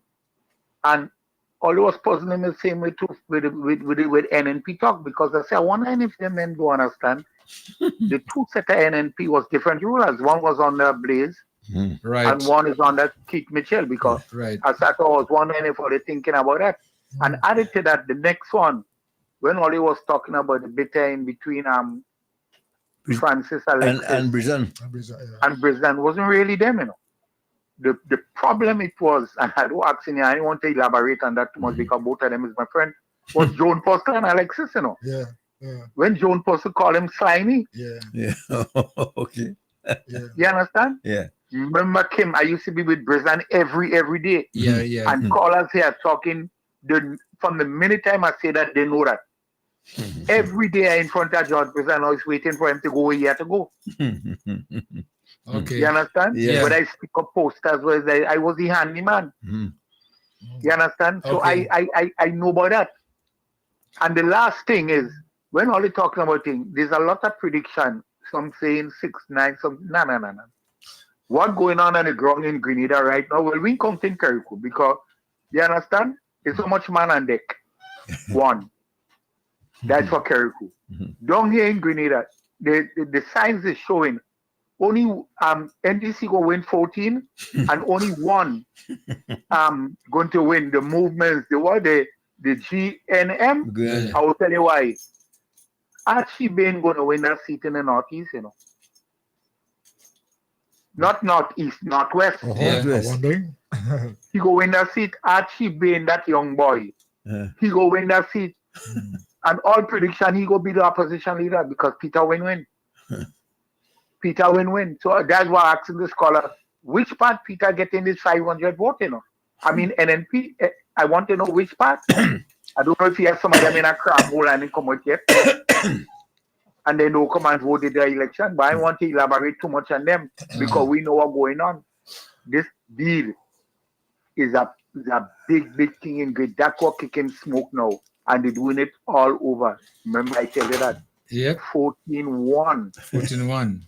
14-1. Archie Bain going to be the opposition leader in this country. I'm telling you. All But right. this Archie Bain guy is a NNP? Yeah, he was Archie Bain who resigned from them, who resigned from NNP. And he joined the movement. Okay. Oh, okay. All right. Okay. Archie Bain, he was the general secretary of NNP. Yeah. Yes. I And he know. resigned. Yes. I know what you're talking about. No, yes. Right. Okay.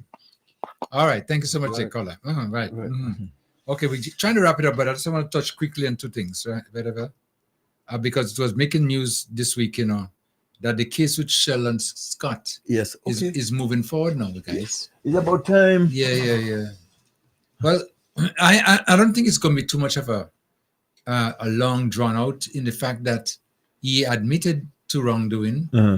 So but the issue that they have right now is the interest. He want to pay interest. No, the others don't have not the issue that they have now, because the others have no issue with that. The issue now for him is that he am paying interest. Yeah. I mean, he's willing to, well, from what reports are, he already admitted. Yeah, but he's not willing to pay interest on whatever the amount was. Yeah, and I would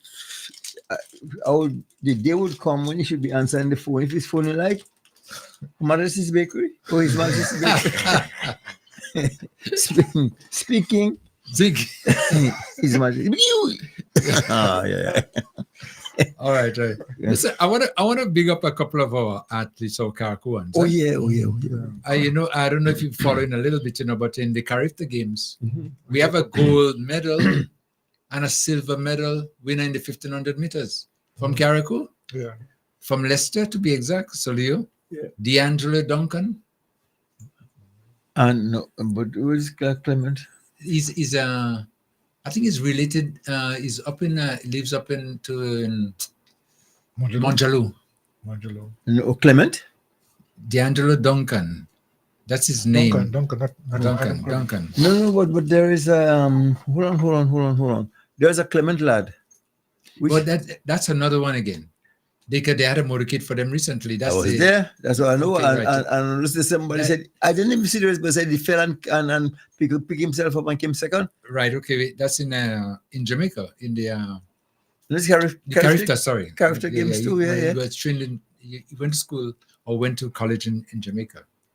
Yeah. Right. Yeah. But yeah. And what's his name again? Clement. Somebody Clement. His mom is Julia. Yes. I can't remember his first name, but they're doing very well. Making Carriacou proud. Well, let me tell you something. His grandmother, Yeah. And our first cousin. Okay, Aluta. Yeah. Okay. Yes. So, so you connected them to some good people. I'm telling you.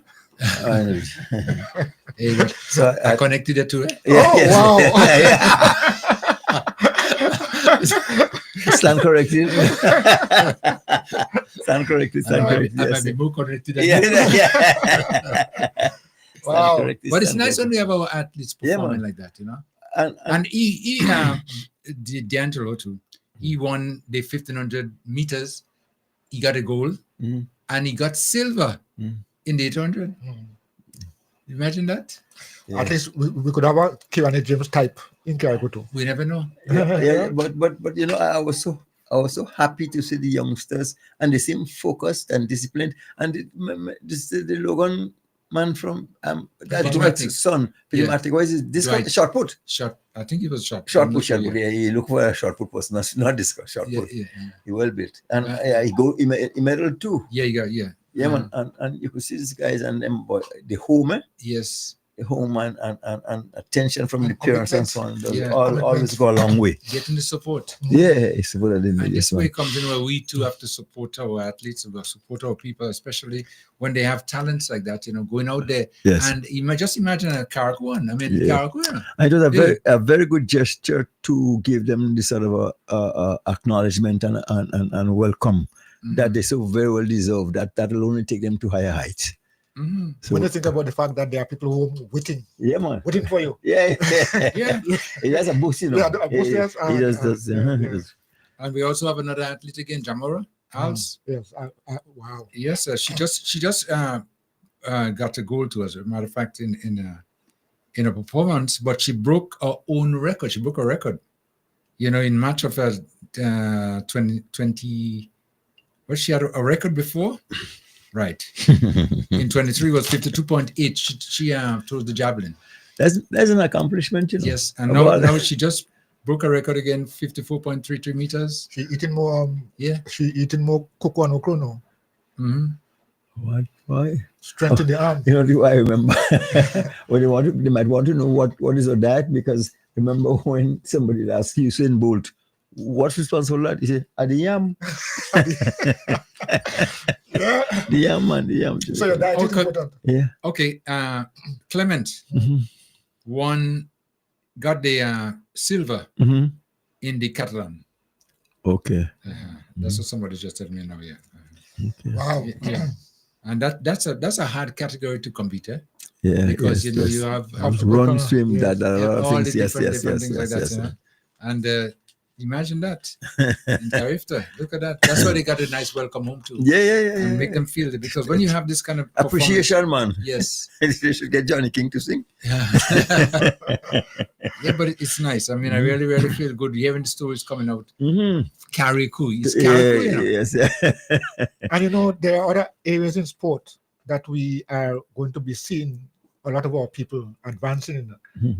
Tennis is coming up again. Yeah. Tennis. Yes. Mario is working hard. Yes, boy. And I expect to see even better results when they get that the court, the new state of the art tennis court. Yes, I say, but they're working on it. I think they start drawing lines. I see. Yes. Yes. So it'll be coming soon. Yeah. Look at that. But once we have those kind of facilities, for, to nurture our students. Yeah, man. But Mario, I'm a Bozangoli. Boy. He loves what he's doing. He's passionate about what he's doing, and he means well. And he's there day in, day out. And the good thing about it, he uses a lot of his personal funds for the program. He does. You call that passion? Yes. Passion, and you love it. And he wants to give back something to his community. Yeah. because when he started off, I said, "Oh, going to do that," That he stuck with it. That's the kind of characters I remembered growing up among. Yeah. People who do for you, man, and with that kind of Well, how to call Mario Mr. Men's? What, they live close by, Oh, yeah, all right, yes, just a stone throw. Throw. Yes. So that's nice, but we got to congratulate our athletes. I know there are other areas in sport that we have to encourage. Mhm. Netball, for example. I remember netball here in Carriacou was a big thing at one time. Of course. Well, what? This little Stuart fellow, where is he? Barbados? I mean, he was the cricketer. You talk about Emmanuel. Yeah, man. Yes. Well, he was in Barbados. I think he finished up his studies up there, and I didn't hear much about him lately. But he was one again who put us on the map. Yeah, we have some talent here, hidden talent, but it just sometimes we just need a little bit more exposure and more, the facilities we need for training. Well, that's what we need. Facilities. I really would like to see this administrator here in Carriacou really invest a lot more in preparing these guys and giving them the opportunity. Training is what is important. To win anything, you have to be trained, properly trained. Yes, so I really would like to see, and I think the sports policy in Carriacou here needs also to be a lot higher, and so give them people the opportunity to train and to be prepared. You see, for those things. What happens here in most instances, and this is so bad for the athletes too, is that they didn't train all year, and an event is taking place now in say a month or two, and they start training for that event. You can't. No. That can't work. And Clement, in his thank you speech, was talking about the importance of training. Yeah. And he said in Jamaica, boy, it's rigorous training. Rigorous training, with morning training, evening training, and so on and so on. And he accepted that as part of what he needs to make him successful. So that is so good.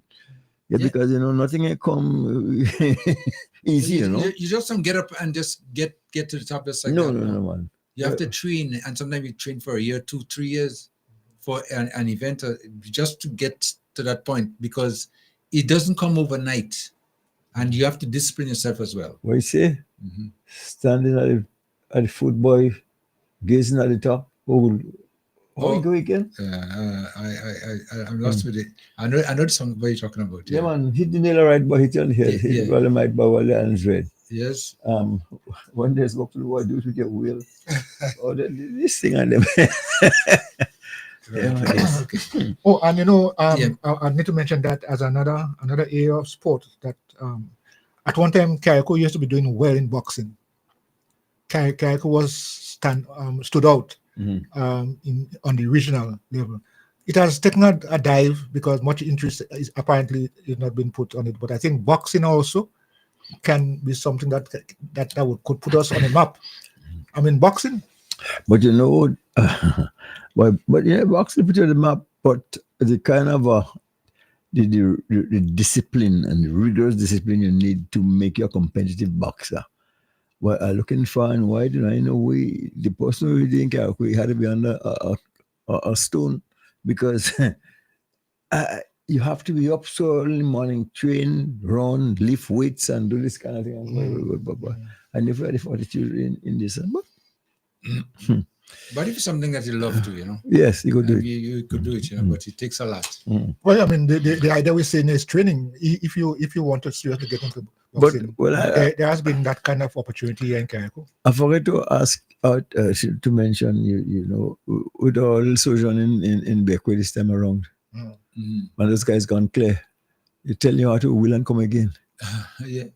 Yes, it was amateurs against professionals. Oh boy! But I promise them that wouldn't be long lasting. I could imagine. What side you on again? Amateur. Amateur, yes, but but it was such fun, man. We had in Beckway, really.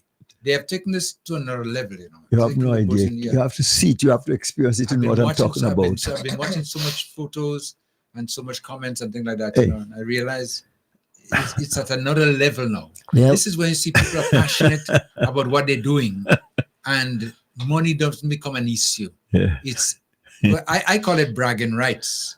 Let me tell Whenever you could perform. Let me tell you, there's a lookout spot in we call Lala Hill. One of the most Kim, when you go to the police and look direct traffic, you can't pass by traffic jam by the whole hill occupied.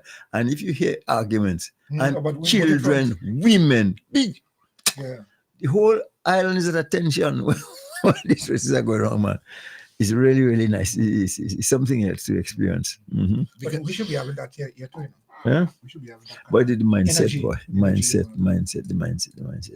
Well, at one time, though, in the boat racing here in Carriacou, quite a number of people were involved, back in the older days. Eh? Yeah. But they sort of lost the interest, Mm-hmm. I remember in India, around the island race, way back when I was kind of younger days, I used to see people living, of course, from here, run up to Windward, go up to Belay, following the boat. Yeah. Go on that side and end up somewhere down the south. Yeah. All because of the interest.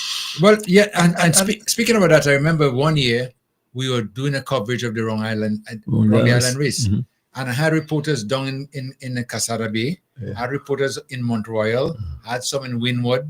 And they were stationed, I had some in Leicester Bay area. Mm-hmm. And they were stationed. So me and at the master control in the station now, I was just going from reporter to reporter. Yeah. It was so, because at one time, a reporter cannot come in yet because they are not yet in view. Yeah. But from the time they get to the point, say, and they get into the Mont Royal area and I have the guy up there, he could start from the windward side a little bit and bring you right across Mont Pleasant into Grand Bay, into Sabazan.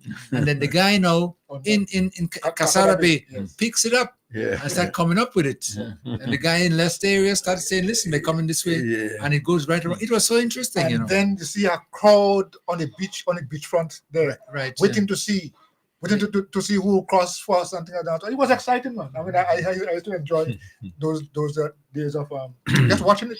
Yeah, but what used to I mean, I used to admire a little bit more, tell Solia, is that the women, especially those who came from Bakeway and up the islands, yes, they are more involved in the racing than the men who are on the boat, This is no joke, it's to hear them speak the language of boat, and hear them talking about tack no one and the tide going away.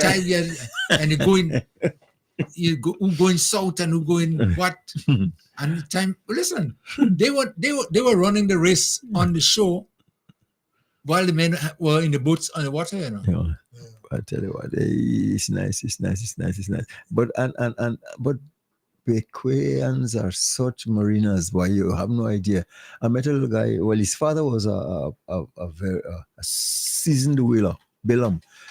Young man, Bruce. Bruce is a finger, And he was telling me, well, he did, I think it's last year or sometime, he caught one. He's a harpooner. And I said, well, this little guy ain't scared. A guy tell me, you crazy? Bruce harpooner whale one time. And the whale dragging them. They pass in Vincent, but he ain't let him go. Heading for St. Lucia, but I said, boy, people. It's a nice thing. Mm-hmm. It's amazing how they catch these whales. Eh? Yeah. Hey. Really, I mean, but they're so skilled. And you see, last Monday when you were there, it was so calm, hardly any wind, so we couldn't race. We got on the lower bay and waiting for. And while we're down there, they said they see two whales over. I cut on the other side, on the southern side. While Bruce take up as a going down this way. I say, hey, guys, and I'm crazy boy. Oh, the interest, eh? Yeah. Anyway, we got to wrap it up, guys. Okay. Yes. Yeah. Before Koi, let me get your final words. Yeah. Labor Day is what it is, and I want to hope that all of our people who are celebrating Labor Day today reflect on the fact that they don't have to protest, they don't have to go and and do as though they want to beat up anybody. But I think I would like to see them expressing appreciation for the opportunities that we have as labor, as workers, really. So wherever you are, wherever you've been for this Labor Day, I wish you all the best and looking forward to continuation of what we have been seeing here in Kaiko, Guyana, and Petit Martin. I say, well, keep your energy to labor as much as you very well can to improve our little island and the state by extension. So, because there's a lot of work to do. So we keep laboring. All right. Thank you. The views expressed on this program are those of the host and guests and not the views of this radio station.